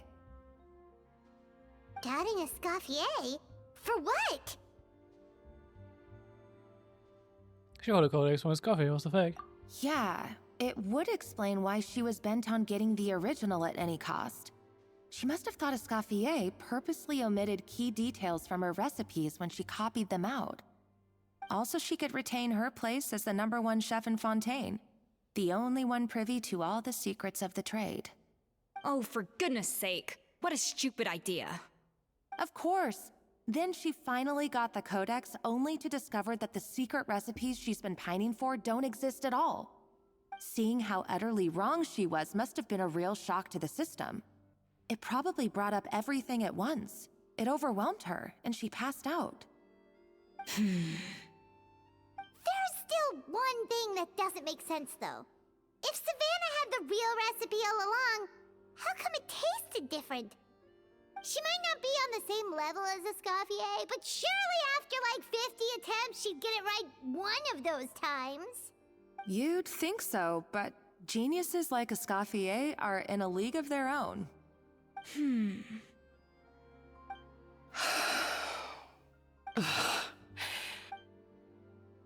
She's keeping a true recipe to herself.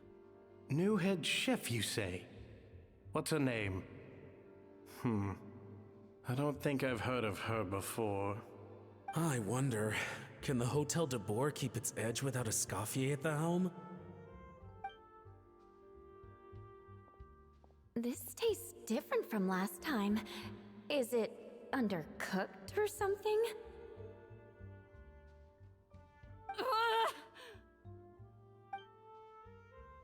Get hands on the codex, no matter what it takes.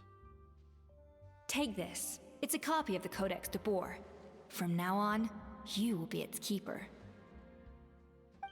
Don't listen to the doubters. If I say you can do it, then you can do it. Even if you don't believe in yourself, at least believe in me.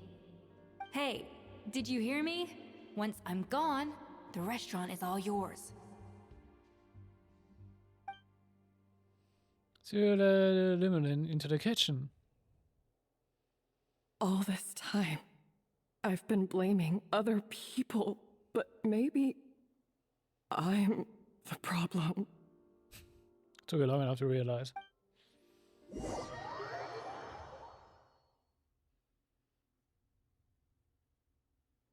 I sincerely apologize for putting everyone out. Savannah's awake now, but I don't think she's ready to speak to anyone yet. Let's give her the day to calm down. I'm sure you'll have the chance to talk everything out tomorrow.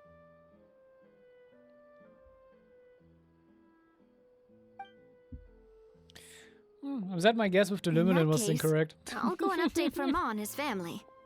I wonder what he'll make of all this. So, we'll come back tomorrow then. Let's go. That was a long day. I think I've earned myself a sweet treat when I get back home.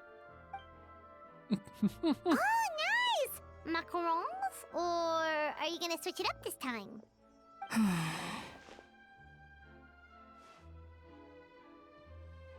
What is it, Escoffier? Traveler, how much do you know about the snow-winged goose? Sure, what are you talking about? Okay. A little, I guess. Every year they migrate long distances in search of a suitable home. There's always one goose at the front whose job is to lead the flock. Fontaine poets often use the image of that goose to explore the ideas about leadership and genius. They usually imagine someone who's a cut above the rest, a model of perfection. But what those poets don't know is that during a migration, the lead goose is always changing. Once the lead goose shows signs of fatigue, it retreats to the back of the flock and allows another goose to take its place. So the truth is that leadership, with all the responsibilities and pressures that come with it, it's something that everyone takes turns at. But we humans completely miss that fact when we project our own ideas about social hierarchies onto them. Is this about you and Savannah? I guess what I'm saying is, I don't buy into this notion that there's some sort of gulf between normal and genius. Cooking is a science, not magic. Given the same ingredients, same recipe, and same environment, I see no reason why two different people shouldn't be able to create the exact same dish.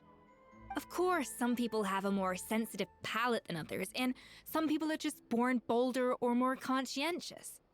But these are all variables that can be accounted for with time and practice. And with knowledge. I'd have no reason to expect so much from others if I believed that perfection can only come from the hands of a genius. The only reason I hold people to high standards is because, well, I believe they're capable of greatness.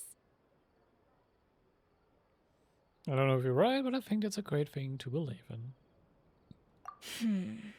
Okay, I've made up my mind. I'm gonna get to the bottom of why Savannah failed. And come tomorrow, I'll give her the scolding of her life, pointing out all the mistakes she's made along the way. Then she'll finally see the error of her ways.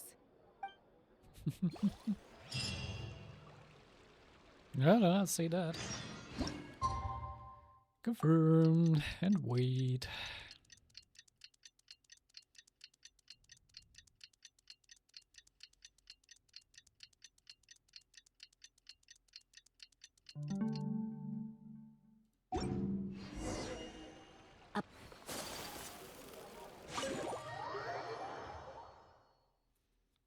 I wrap this quest up with this.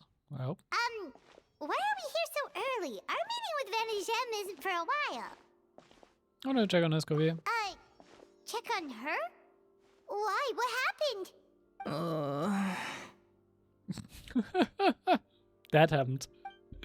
Oh no. Escoffier, are you alright? Damn. I'm fine. Just need to get some more coffee in me. You really did put an all-nighter then. Huh? What happened to my coffee? Did I really drink it all? I'll get you a fresh one. All right. Thanks. I appreciate it. Well, there's cooking facilities here. Or we could just grab a cup of coffee from Cafe Lutece, but either way, hurry!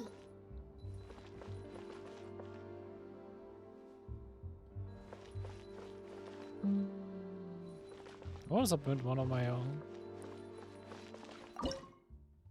There's something that has coffee beans in it. And is coffee beans actually like a ingredient we have? Got almonds.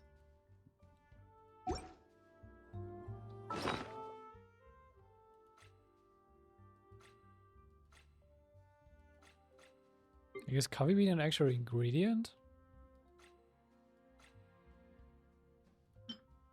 Oh, yes. Do I have a recipe that uses coffee beans?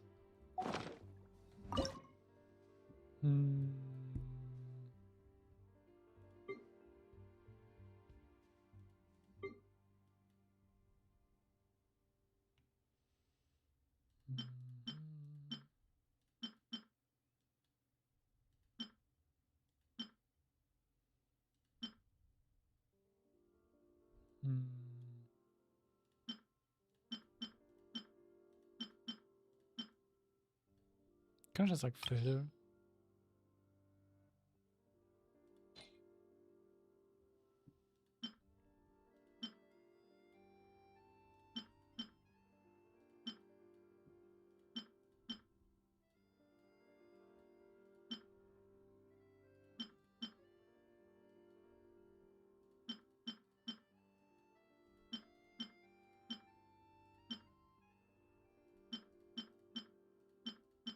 It doesn't look like I have a recipe that even uses coffee beans.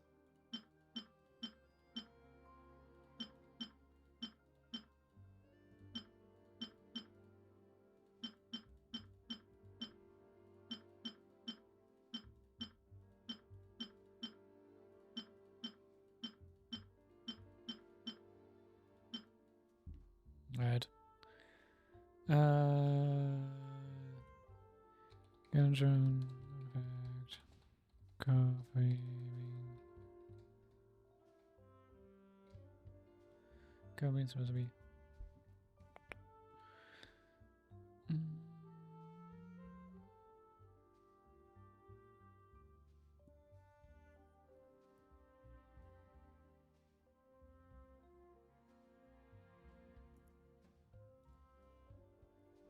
Do we have any of these?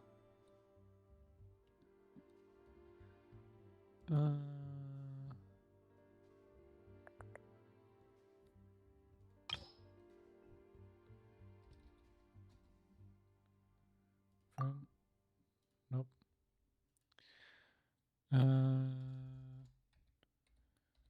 Coffee.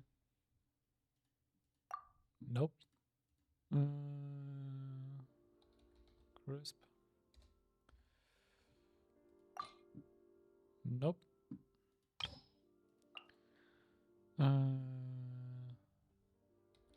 Fossil ores.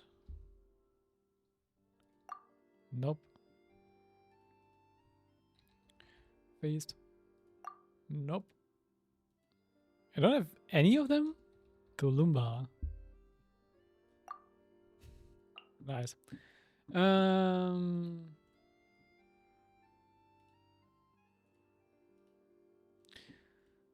Okay. Where do I get them from? Specialist.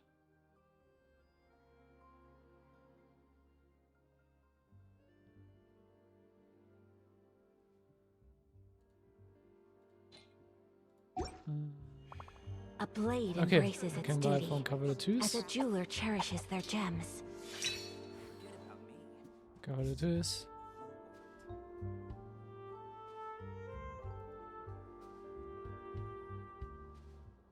Where's Busper Cafe?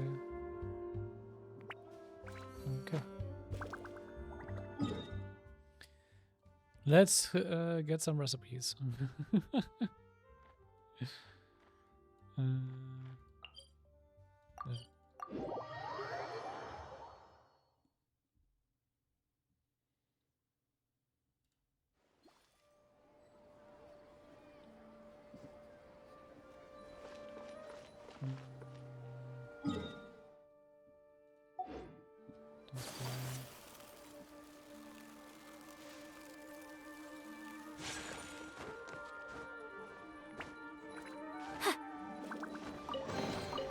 I shall treasure this good fortune. Come on, just get over there.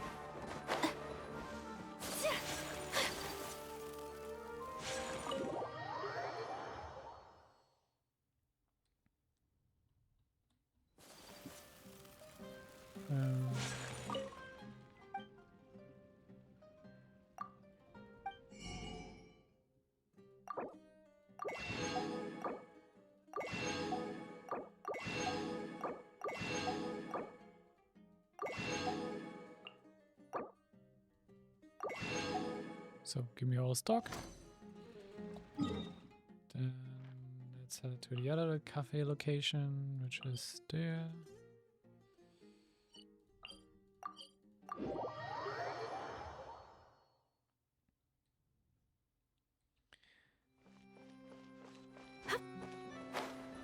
You won't buy a coffee though, we will make one ourselves for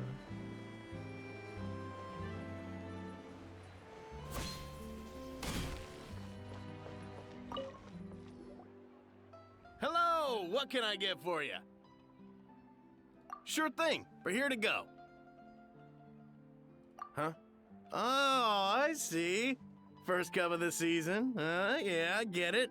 Young people these days do love their little surprises. Going on the same page here, but I'm not here to chat. Let's get coffee to Escoffier. Ah, sad. I wanted to cook something for myself.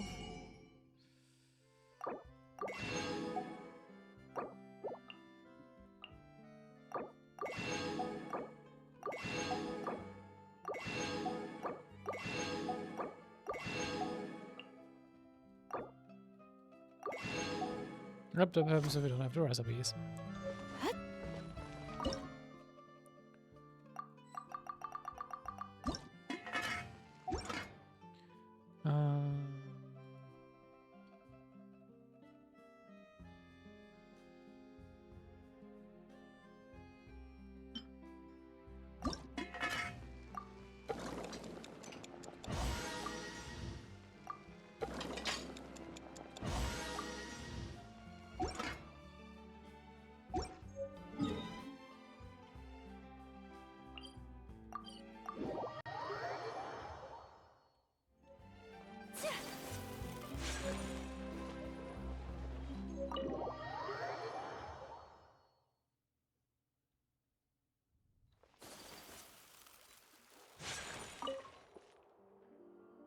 Coffee. Need coffee.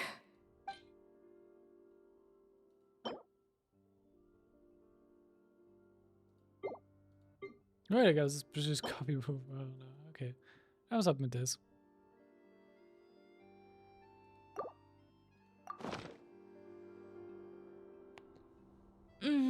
Strong, bitter coffee beans, transformed through expert brewing and balanced perfectly with rich, creamy steam milk. Wonderful. I feel much better now. Thank you so much, Traveler and Paimon. Glad to hear it, but make sure to catch up in your sleep when you get the chance. That was the investigation. I think I figured out where the problem lies. Honestly, it's ridiculous. I don't know whether to laugh or cry. Wait, what investigation? What are you guys talking about? I'll save it for when everyone else gets here. It's so stupidly small, I can't believe it's caused so much drama. I did look at his kitchen. Seems like you had your own fair share of failed experiments last night. Yes, except my failures were stepping stones to success. Escoffier, have you seen Savannah? Huh? No, not since yesterday. Why? What's wrong? After seeing her home yesterday, we were all a little concerned about how she was doing. So, I dropped by her place early this morning to check on her. Only to find an empty house with the doors wide open. I left Alphonse and the others to keep watch at her home, while I checked the Hotel de Bord. I'm worried something bad might have happened. If she's not here, then where could she be? Boss, Escoffier, bad news. Alphonse? You're supposed to be keeping watch at Savannah's house. We were, but then, just after you left, we found this stuff in her house. Oh, looks like a map with a bunch of random places circled. What does it mean? Wait a second. This feels familiar. I'm sure these places are all connected somehow. Of course, from the Codex. They're all places that Modeste explored on his adventures. Okay, to find out what the board. Yeah, but I don't understand. The adventure logs in the Codex are too fragmented to be of any use. How come this map shows all the missing details? The Codex de Bord? Then, this place marked in red out at sea. Could that be the fabled birthplace of Gâteau de Bord? Seriously? So now she set her sights on finding the original recipe and beating Escoffier that way? Geez, Savannah. Anything to overcome a gâteau plateau, huh? Wow. What a bad find. Oh, idiot! Does she have a death wish? Those ruins are thousands of years old. Hold on, there's more. Besides the map, we also found these letters. Letter of unknown origin. A letter received 0 months ago. It was you who let the Luminine flow, didn't you? I know you're responsible for purchasing the problematic ingredient that day. What would your good friend think? I wonder if she learned that she suffered on account of your negligence. What would the people in the hotel think? So imagine you would like to keep this a secret from Escoffier, wouldn't you, Head Chef Savannah? The letter was received several weeks ago. Retrieve the real codex by any means necessary. That's where the real treasure can be found, and you gave it away like a fool. Well then, you're going to get it back, whether in a bet or by force, it doesn't matter. Oh no, don't you have that cooking showdown of yours? And if you don't think you can win, why, you simply need to have your opponent lose. I imagine an assistant of yours might come in handy in that regard. And it received not long ago. What are you dawdling for? She was the one who concealed the secret recipe in the first place. Well, so you think you've never been able to recreate her work? She's afraid that we will outshine her. What do you imagine everyone says about you, both within and beyond the hotel walls? Ordinary they call you. Untalented. A hag. A failure who will never surpass Escoffier. And you know whose fault it is? That's right, it's hers. She's no saint, never has been, so why hesitate? It was you. You let the Lumaline through, didn't you? It sounds like a threat letter.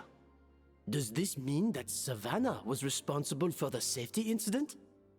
And not Monica after all? Retrieve the codex by any means necessary. So the cooking contest and the cheating. Someone else was behind her pulling the strings? She's keeping the true recipe to herself.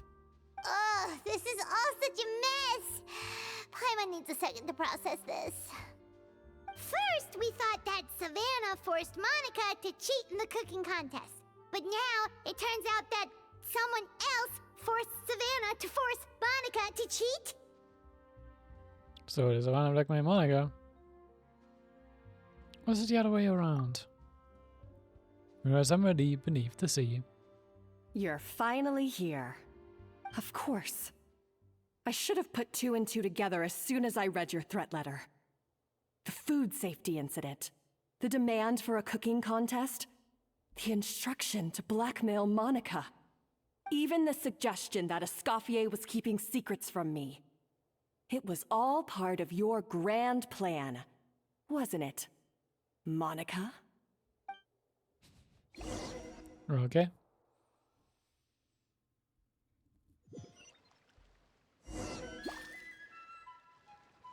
We should be getting close to the spot marked on the map. Of all the stupid things she's done, this really takes the cake. The moment we find her, I'm gonna curse the living daylights out of her.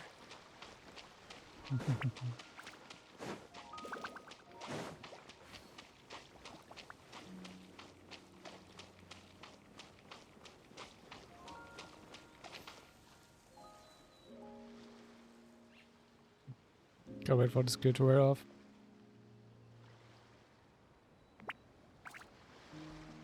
How long does it last?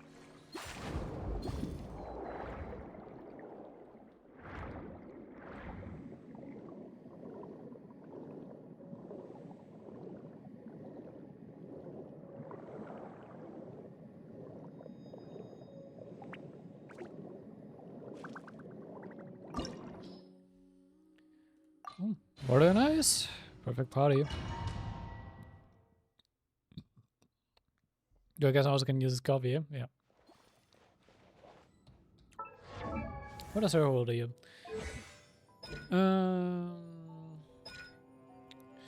Go to true meaning of cooking. Tab activate all her spectrum mode to use cooking making as a cold storage mode. And the academic veg mode, economy cold storage mode. Plus the current active character fires frosty parfaits and nearby opponents that demonstrating cryo damage. Okay, Uzia. After cut cooking mode, brace the cooking mech on the field. Absorbing the mech can absorb elemental attacks. When it absorbs elemental attacks, that's a certain limit. Coffee can convert the ingredient placed into wonderful food. It's coming, it's time to purchase new ingredients, so she can only make a number of dishes like this each week. Okay.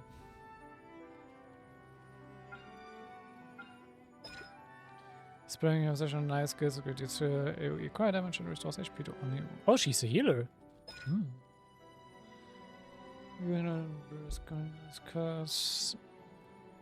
Escoffier will obtain the rehab diet effect for 90 seconds, restore HP for nearby active characters every. Okay. She's an attack-based HP healer. Nice. Inspiration immersed seasoning. There's quiet or okay in a party. Escoffier will decrease hydro and gyro as. Okay.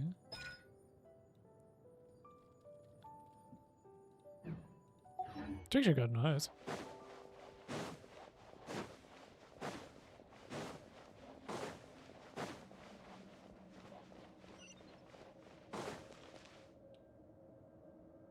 It's really like a nice genre replacement for this party. Or Ganyu replacement for that matter. Just using Ganyu in place of Shanna because Ganyu is a bow as like an archer and it's for exploration. It's better to have an archer around. Whoa! This place looks like an underwater restaurant, doesn't it?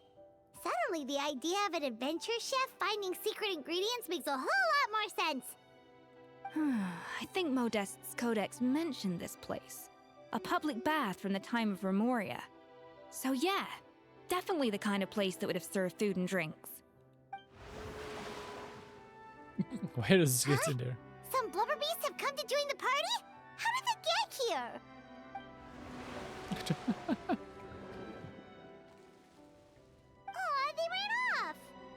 they're not used to seeing humans. That could be easier said than done.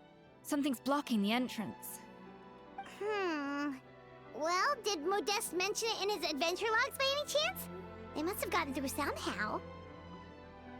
I mean, it's the same symbols that were in the Remurian ruins, or like an old town of the world quest I did a few days ago. Good point. Yes, that's right. It's coming back to me now.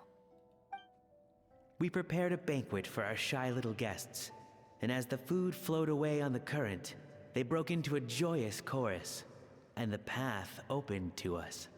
Music it is, again. We have to feed the blubber beasts? With what? There's nothing here besides rocks, romaritime flowers, and lumitoile. See, this is why you should always bring snacks. You never know when you're gonna need them. Now we have to head all the way back to shore and grab some. There's no time for that.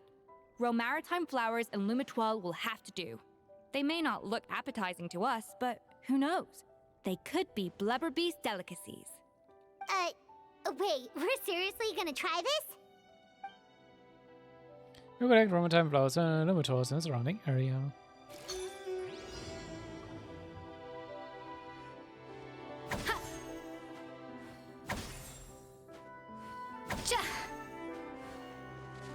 A little amuse-bouche.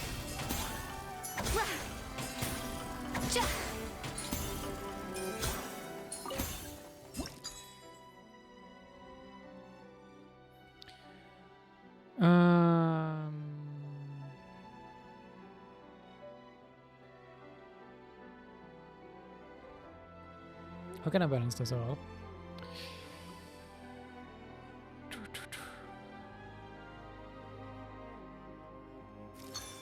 Do it like this and this.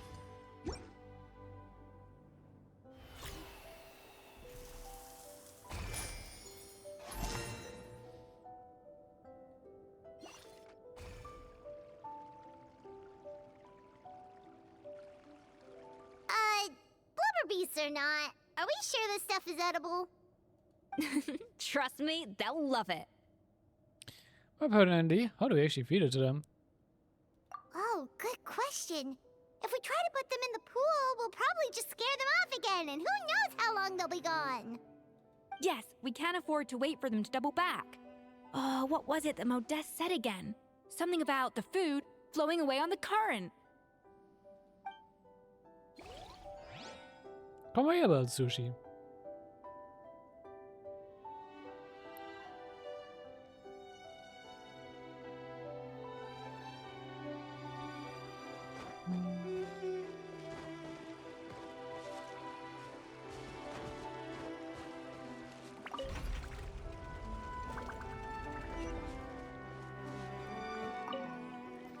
Food delivery.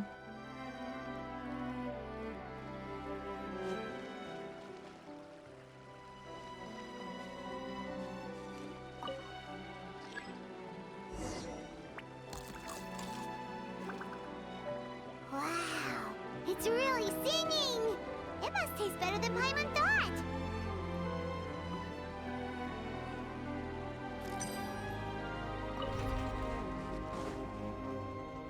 Funk. Funk. Funk. The tracks turned back again. So annoying.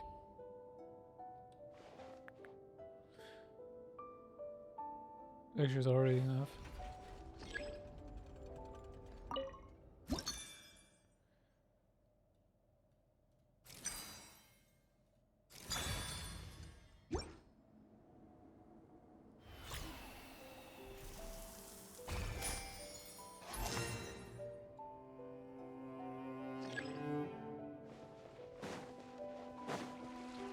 Rotate. Rotate. Deliver.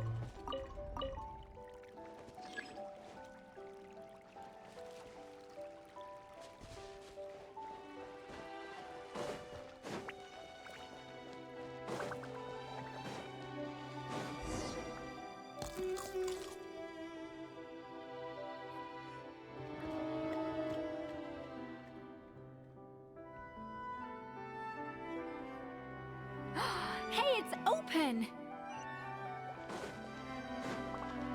Why is the treasure chest over there? To make me look out of the window? I mean, it does look nice.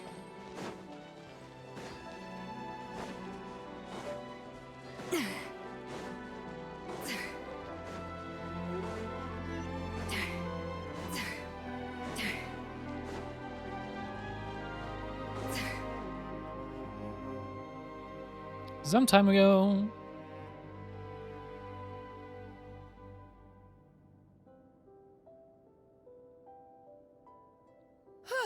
Hey, give me your water.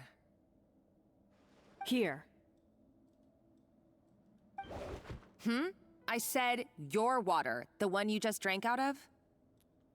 Sure.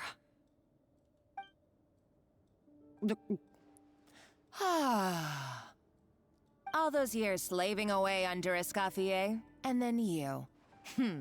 Today, it's finally paying off. Not only have I found the ruin that Savelli kept hidden, but I also get to boss you around like my little lapdog. Hey, go scout ahead for me. If we need to do any more blast tunneling, I want to know where to lay the explosives.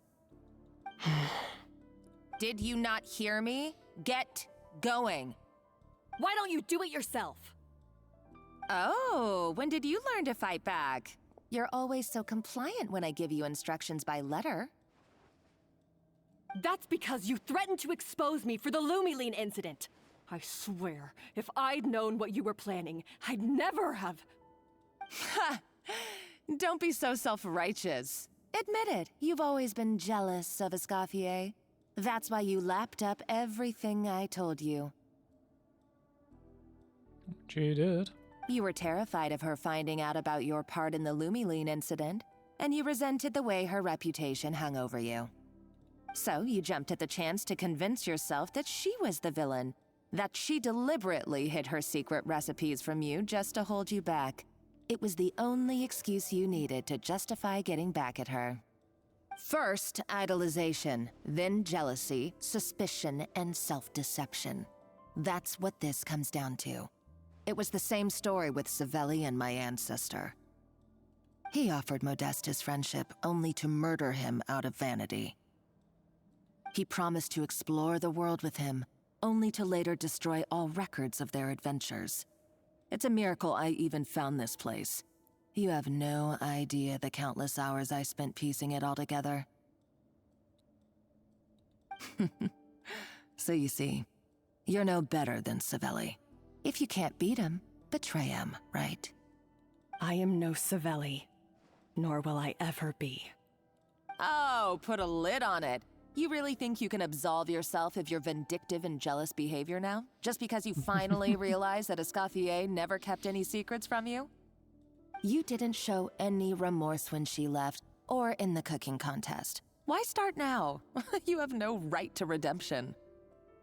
You're right. I don't deserve her forgiveness. But I am done being bullied into submission by you! Ooh, feisty. But you should watch your tone. Talking to me like that could get you in big trouble. I somehow doubt that. Since I poisoned both our water bottles. What? Ever since I learned the truth. I've been biding my time, waiting for this moment. You've played me like a fiddle for so long, and now this is payback! But you drank it too! It's what we both deserve. This is the price we must pay for betraying Escoffier. You'll die here with me, Monica! Damn. She's as intense as ever. You.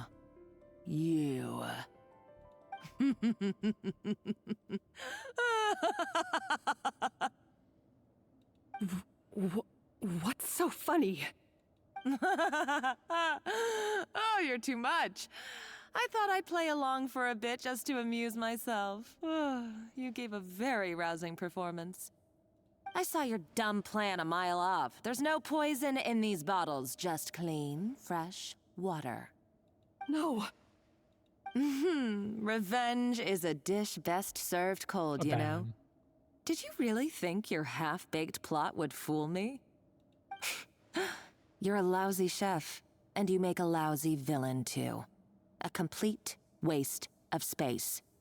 No wonder you never amounted to anything. Everything I ever did was a failure. And now, I failed again, for the last time. Hey, why don't you try your hand at being a comedian in your next life? You got a good laugh out of me. But now the show's over. You should have just done like I asked, Savannah. All I wanted you to do was scout the ruins for me. But you had your chance, and now it's time to say goodbye. Stop right there! Let her go, Monica! We've got you surrounded! Nicht wirklich, aber okay. Like, you don't really have us around it. But fair enough. Escoffier? Ugh, looks like I'll have to keep you around for a little longer. You can't! Stay back if you want her alive! Escoffier and the Traveler. I can't take you both on in combat, but if you so much as flinch, I can end Savannah's life in a heartbeat. Monica, what are you hoping to achieve by this? You're about to commit murder, and for what?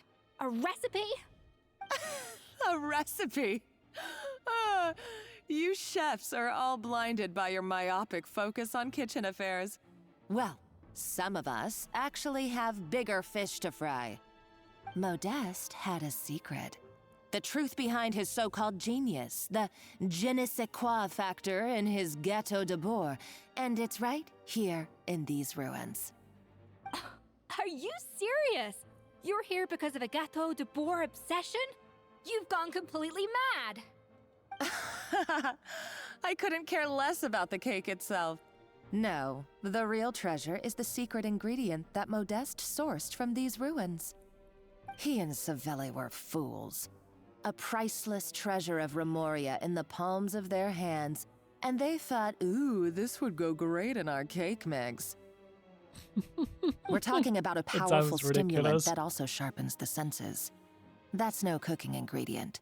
It's a groundbreaking drug. That's right, I've done my research. It was a drug that Remoria developed for their war machine.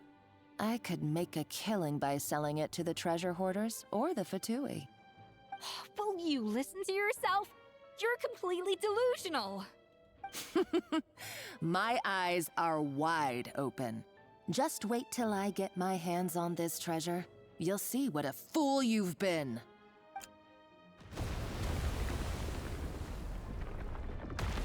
Wait, what's that sound? Just when I thought she couldn't get any crazier. She's lucky the whole place didn't collapse. I'll turn around and go after her. Uh-oh, Savannah's gone too! Monica must have taken her. Oh, what a coward. She's only taken her hostage because she knows that she's no match for you. Well, there's one gonna be yourself good in the use. At least Savannah's safe for now. That's true. Even if she finds the treasure, she'll need Savannah alive if she wants to get out of here in one piece. Oh, well, our path's been blocked, so let's look for another route. Alright, alright.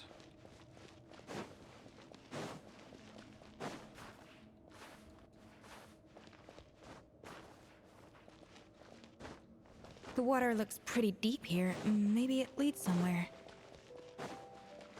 I wanted to go swimming. Alright.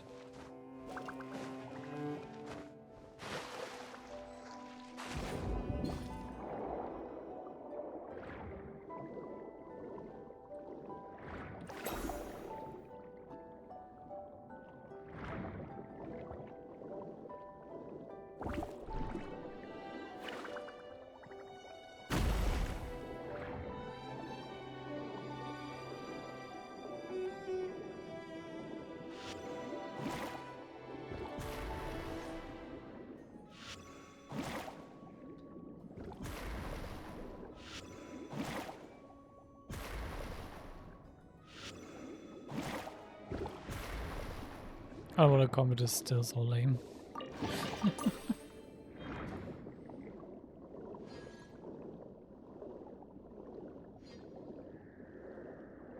Oh, a Murian soldier, or at least a statue of one.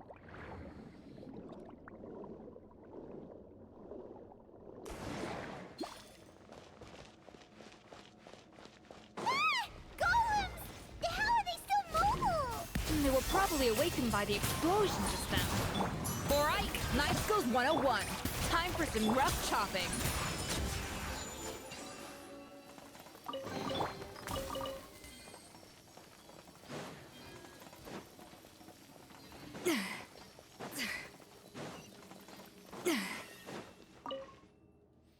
Follow the exalted Harmos, order in accordance with our Zabastos. Most sacred, most benevolent temple we established here as condolences for needless barbarian soldiers, savages they may have been, but they were also warriors.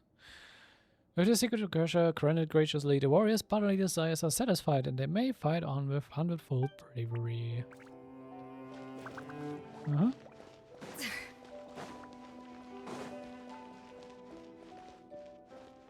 Yeah. Got more cooking to do? Of course. Another door? Guess we need to prepare another feast for our guests. Why are they laying there in the bag? Whoop.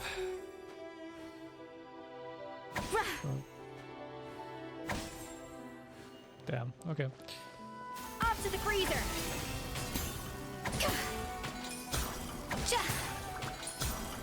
You're not giving me a lot of work on with balancing this.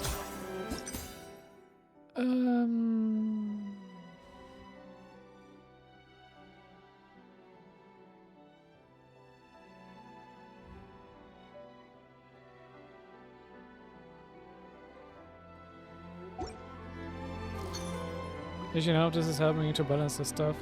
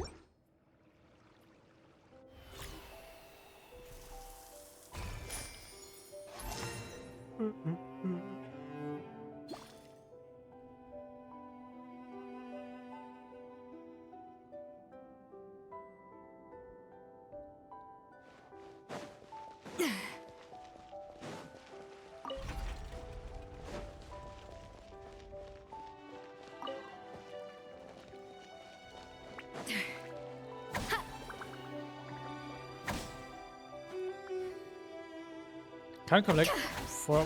Come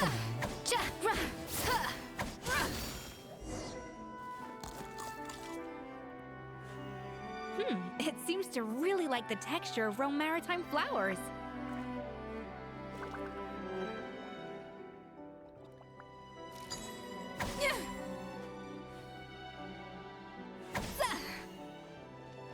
Up to the freezer!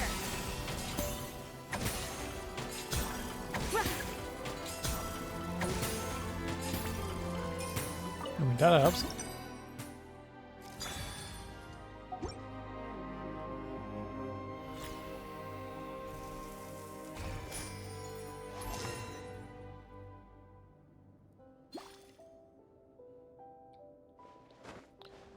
Okay.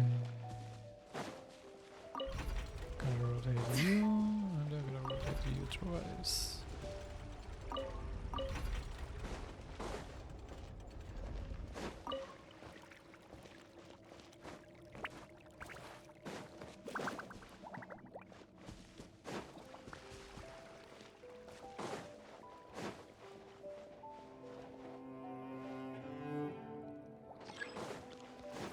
For you? A little elusive.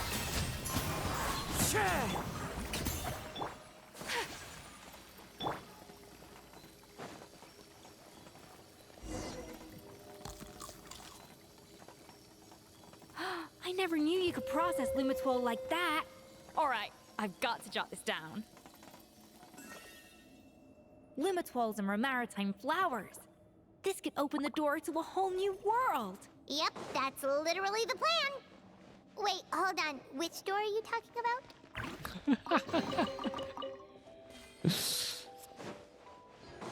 I don't think it's the same one. Yeah, this is looking really nice. I really like the underwater ruins they've got going on in Fontaine, not gonna lie. For as annoying as they are to explore, especially when it comes to like fighting underwater, the whole underwater stuff is just really nice to go through and look at.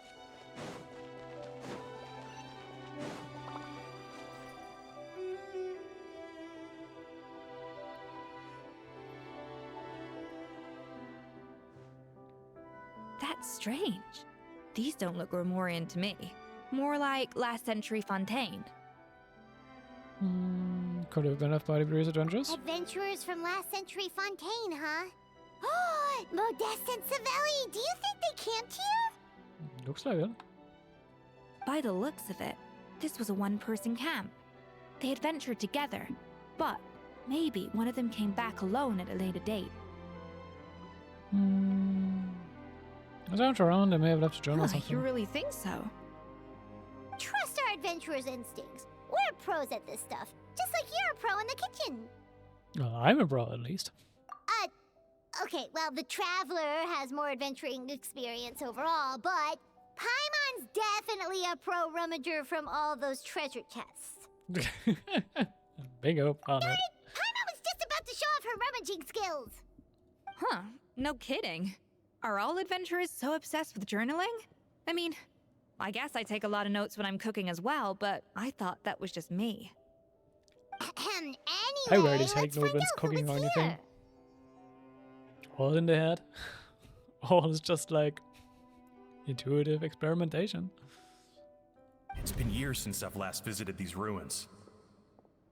It's exactly the way I remember it. This place probably hasn't changed in millennia.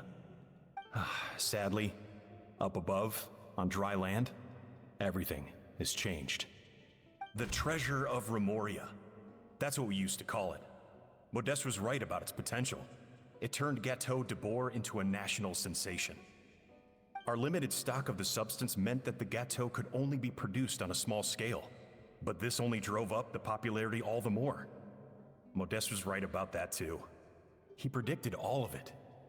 He was praised as a genius, while I, as the one person who'd ever disagreed with him, was labeled a talentless fool. Modeste tried his best to console me, but I knew better than anyone just how great the gulf was between us. Our conversations grew scarce, and we saw less and less of each other. I didn't fight it. He had new friends and a career of his own. Why invite further disdain by inserting myself where I did not belong? I told myself that maybe one day, when I finally created a masterpiece of my own, I'd be able to face him without shame. Or maybe one day, when I've put these feelings of self-loathing behind me, I'd be able to ask him with a smile on my face, how about we go on one more adventure, for old time's sake?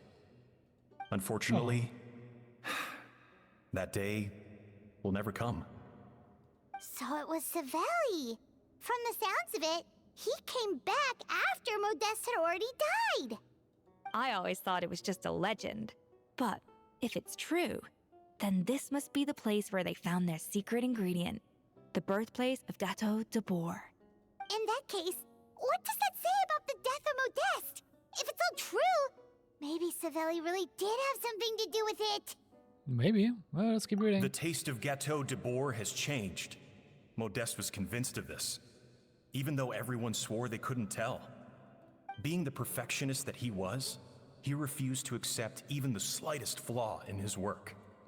He stopped all sales of the product, locked himself away in the kitchen, and worked day and night, vowing to find out where he had gone wrong. But as he baked and taste tested over and over again, he found he only strayed further and further from the original taste.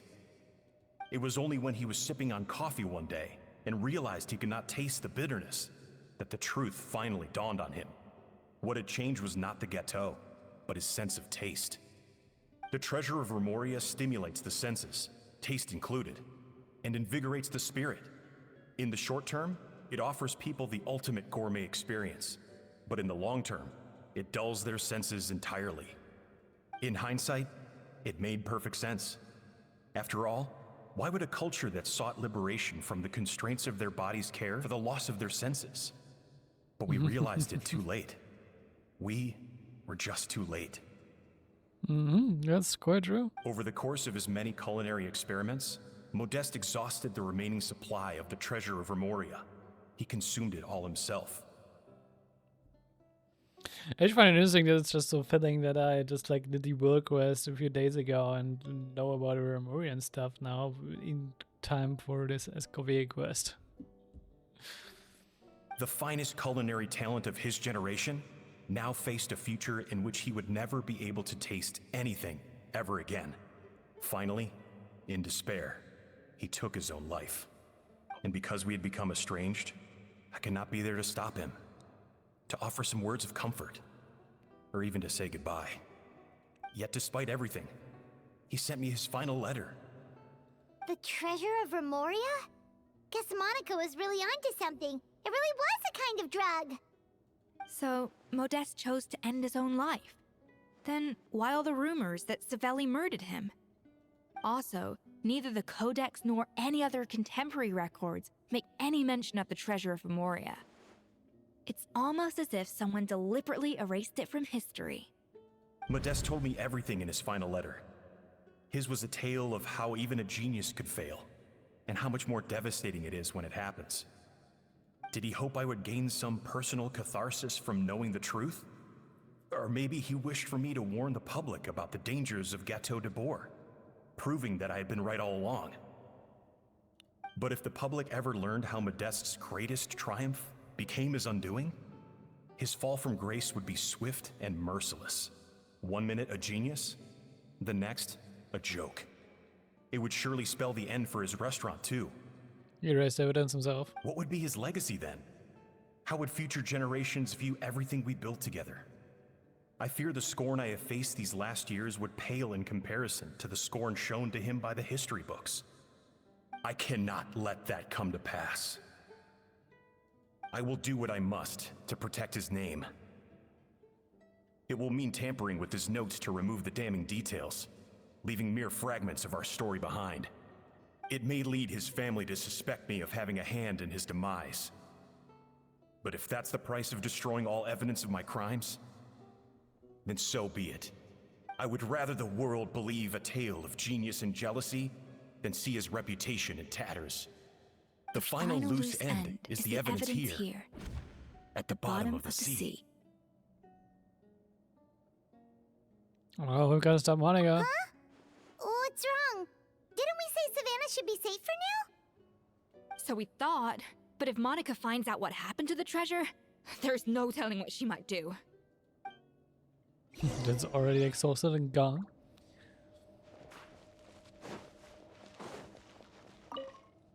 The variants who take are gradually losing part of there is no cause for worry. Desire to break free from forms of flesh and blood. It's also the first step to guiding them towards accepting civilization. Also probably talking about the drug experiments on its slide there.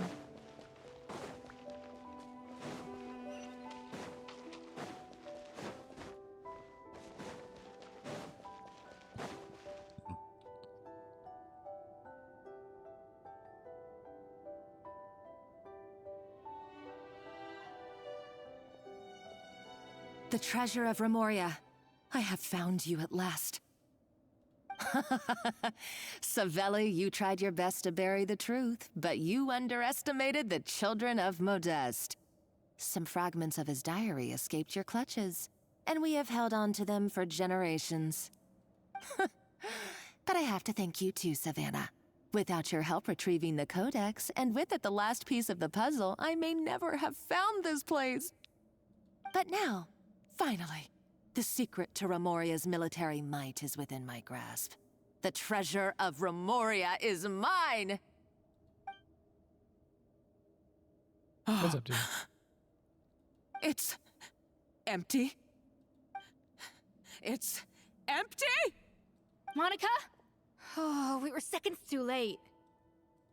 Escoffier? What's the deal with that jar? Savelli's final act! He wanted to conceal the secret of the treasure forevermore and make sure it would never harm anyone again. So he came here after his friend's death and destroyed every last shred that remained. This can't be happening. All the years I spent piecing together the truth, all my painstaking planning, all that for an empty jar? Monica, don't do anything stupid. This ruin is more dangerous than you realize. Oh, shut your pie hole! Yeah, check your golems. To Lord Remus. You barbarian shall be slain.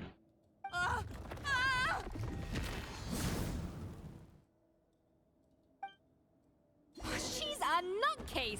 A liability to herself and everyone else! Well, now it's up to us to clean up the mess she's made. Take these golems out! That's way too quick. I don't even get a chance to do a rotation. Ah! Why is this place still shaking? Maybe it's because of fighting, or maybe because Monica was too trigger heavy with her explosives. Either way, it's all her fault. Enough chit-chat. Let's get out of here, Traveler. Escoffier, come on! Okay, I'm coming. Oh, no you don't. If I can't get what I want, neither will any of you. I've got nothing to show for my life's work so far. But if I can take another so-called genius down with me in my final moment, then it was all worth it. How jealous can you be? And unhinged. You're a psycho!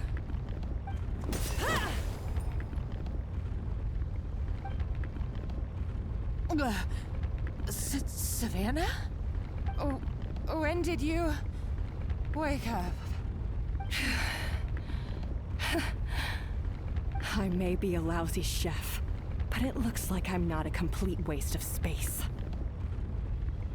Hey, we need to go! You're out of time! Traveler? Okay, let's go!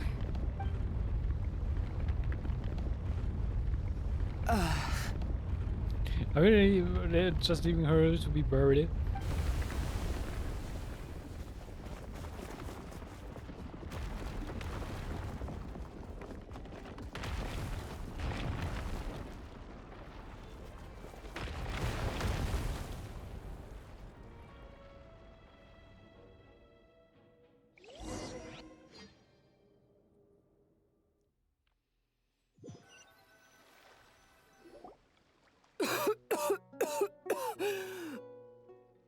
Escoffier! Savannah! Traveler! And Paimon! Venegem? What are you all doing here? What did you expect us to do? Stay at the restaurant and sit on our merry derrieres? While the Traveler and Escoffier were out here risking their lives? We had to do something.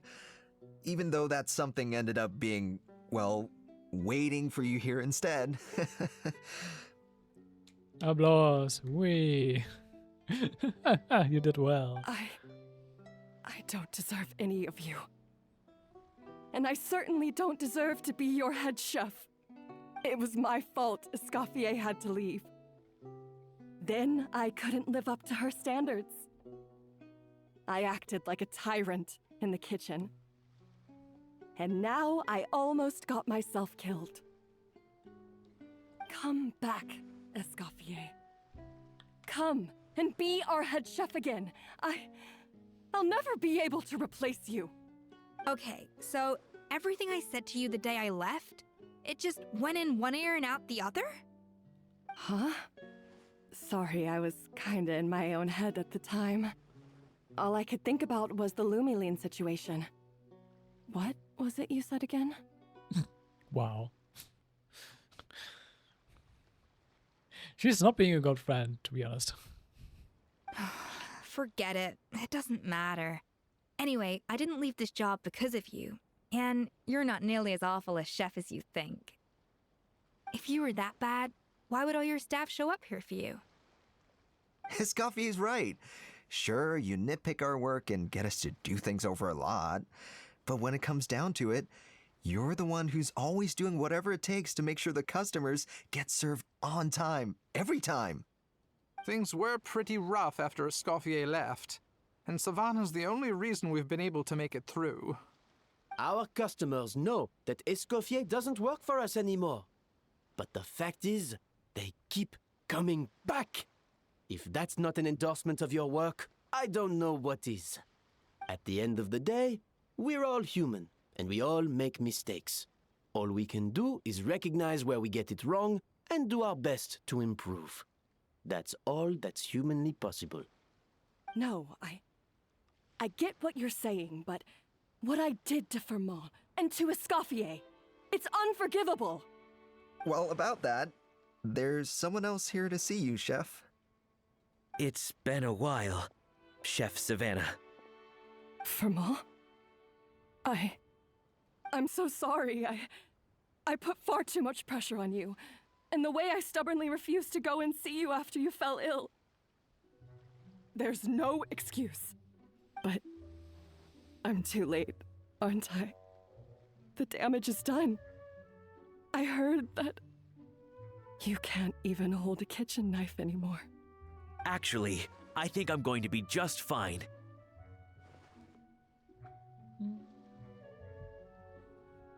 Huh? We thought Firmin's problem was purely psychological in nature. But after the threat letter came to light, it got Firmin thinking. And then he remembered the tea that Monica used to give him every night.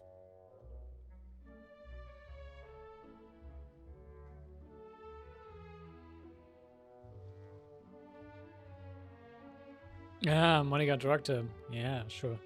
And as it turns out, she was lacing it with Lumaline the whole time. No way! Doesn't that cause nerve damage? It can. High doses pose a risk of serious nervous and sensory complications. But if you calculate the dosage carefully, you can control the extent of its effects. A small dose might simply make a person more emotional, whether that mean more fragile or more hot-tempered. No wonder it seemed like you'd lost your edge. I asked my friends at the Fontaine Research Institute about it. They said that with the low dose I was taking, the risks are pretty small. They also fixed me up with some meds and said I should recover in no time.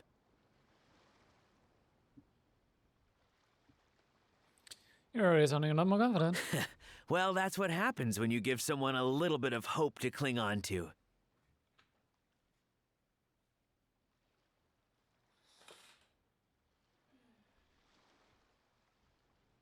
There's more. We believe that Firmin was likely not Monica's only victim. You mean she poisoned me too? Oh, so that's why Savannah's been so irritable this whole time! Let's not be too quick to blame everything on the Lumaline. That stuff can only amplify what's already there. So tasty food will seem like the most delicious thing in the world, while food you don't particularly care for will become utterly revolting. So just amplify the jealousy of Escoffier. So you better make sure you reflect on your behavior and apologize to every single person you've wronged. I will. I'm sorry. There's still one question that's really bugging me. Why is it that no matter what I do, my Gâteau de Bourg never tastes the same as yours? Is it just... I mean, is it because you're a genius and I'm not? It's because the heating element in your oven is broken, you silly goose.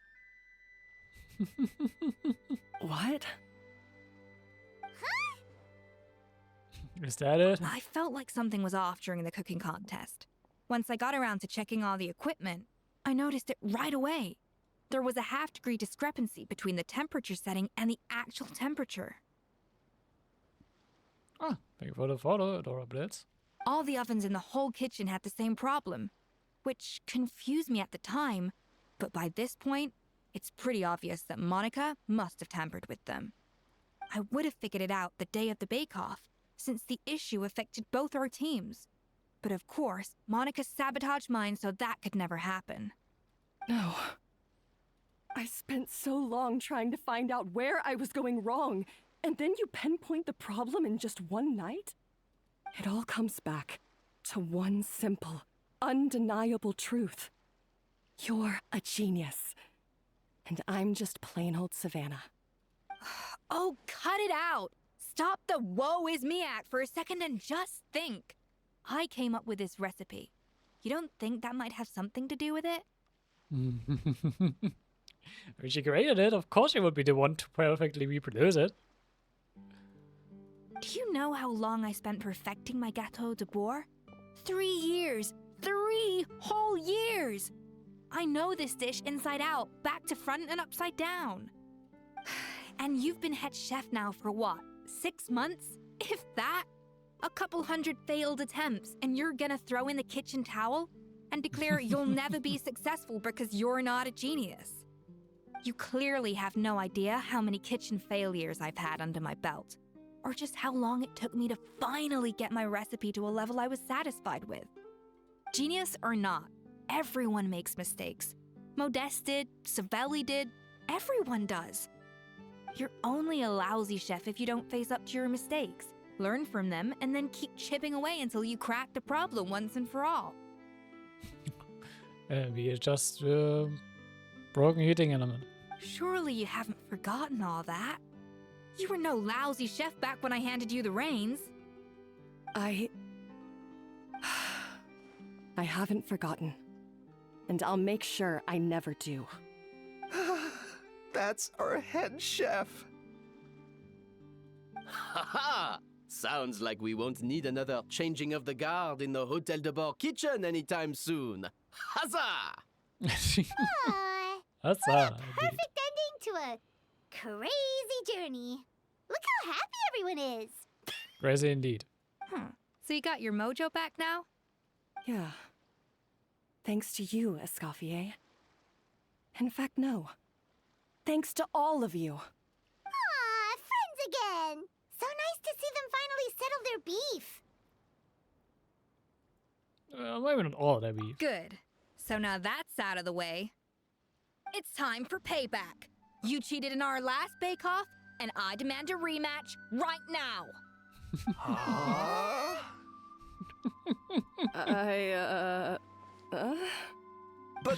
But that was mostly Monica's fault, wasn't it? She still cheated, though. Right. And also, does it have to be right now? Savannah's only just got her mojo back, and you barely escaped from a death trap. No excuses. This is a cooking contest between 2 top chefs, and nothing will stand in its way. So grab your spatula and get ready, because this rematch is happening today, right now, this instant. Hey, so, this whole time you were salty about losing? Also, we have no equipment here for cooking. And I guess she was. The second cooking contest commences now! This time, no more games, and no holding back!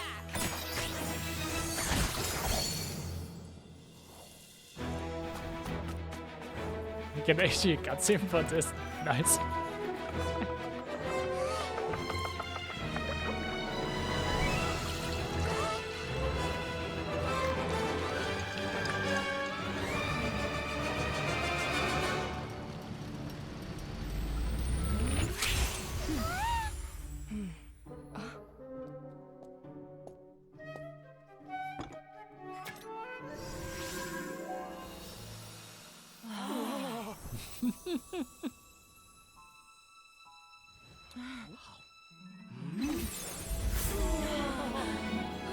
Of course.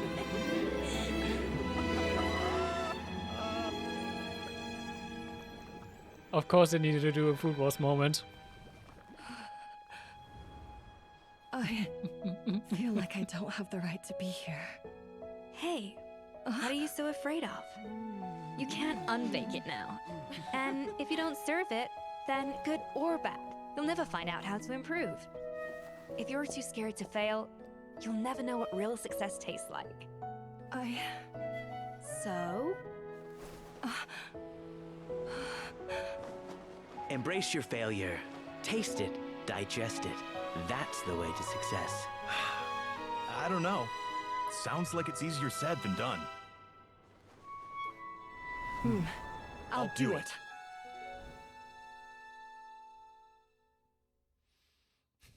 Of course, I had to recreate the Food Wars moment of this. Just with a bit less edgy. A landslide victory for Escoffier! Quite rightly, too. Piece of cake. Piece of cake indeed. Jay seems very happy with the results. Okay, so it actually is a tail. Then I wonder, what is she?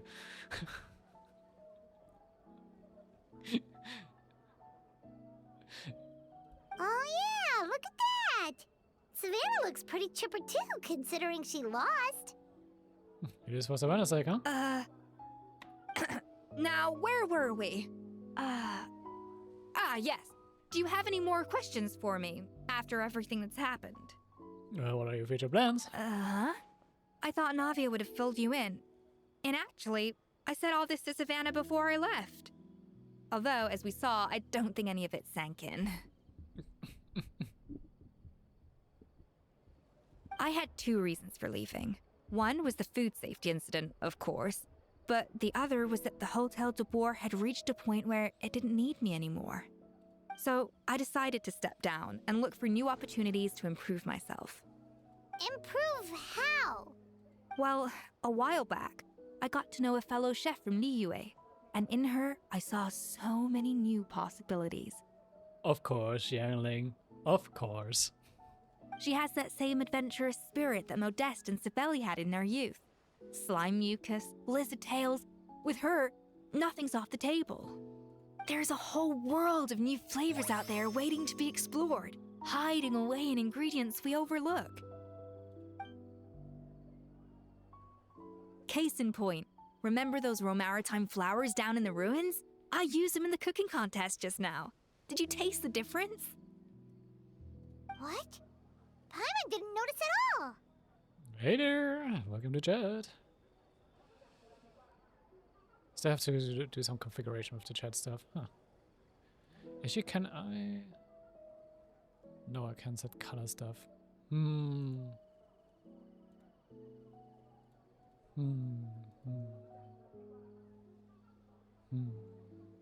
Yeah, I can't set colors. Yeah, I'll have to. Yeah, I think I'll have to adjust the background for the chat a bit. But at least I fixed the chat messages on stream. Half of the art of cooking is dissecting the recipes of previous chefs and figuring out the exact constellation of elements that gave their work its signature taste. And the other half, it lies in freeing yourself from the confines of the kitchen. You've got to go out and explore the endless possibilities out there. Uh-oh. Paimon's suddenly not sure she wants to try your cooking anymore. I still want to. Well, I was down to be a taste tester. Indeed I am. Don't worry, it's not going to be a free-for-all like in Modeste's time.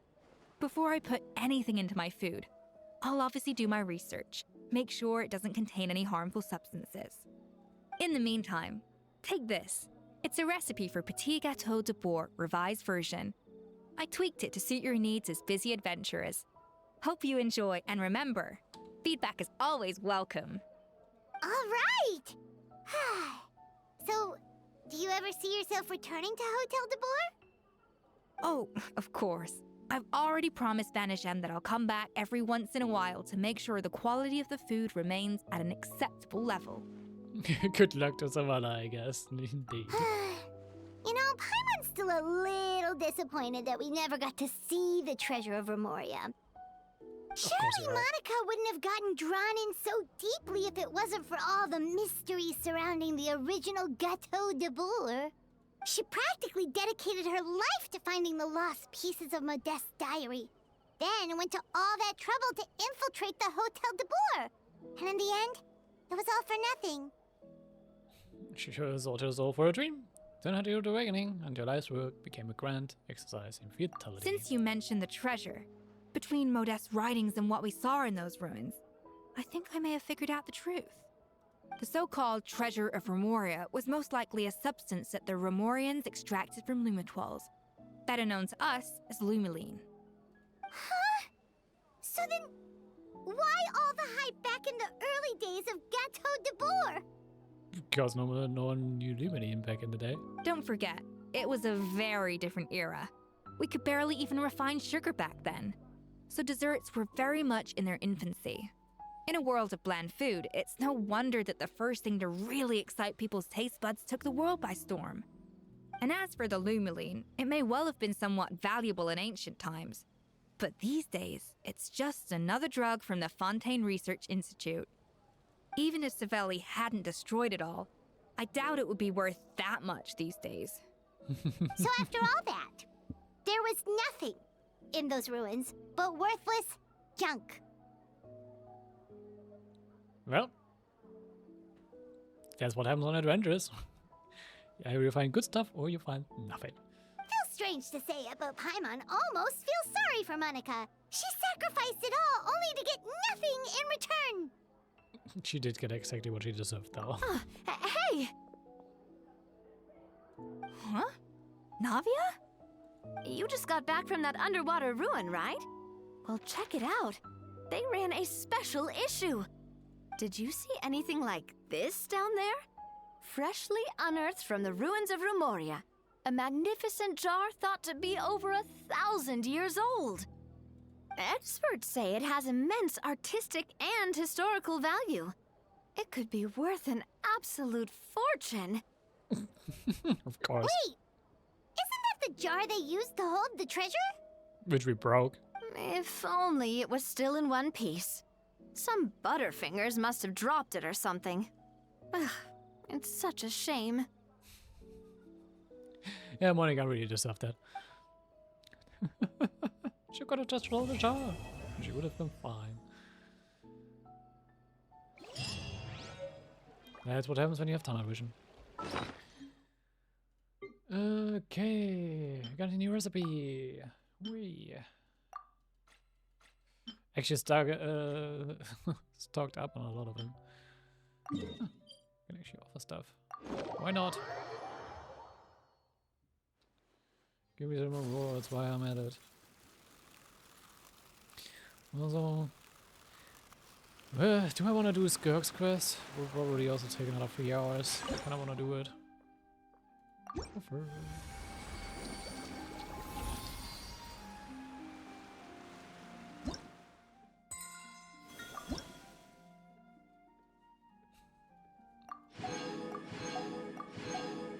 I'm so behind. Oh, there are other stuff which I can offer. Hydrocrisis, for example. Wait, I haven't collected all of them yet? For real?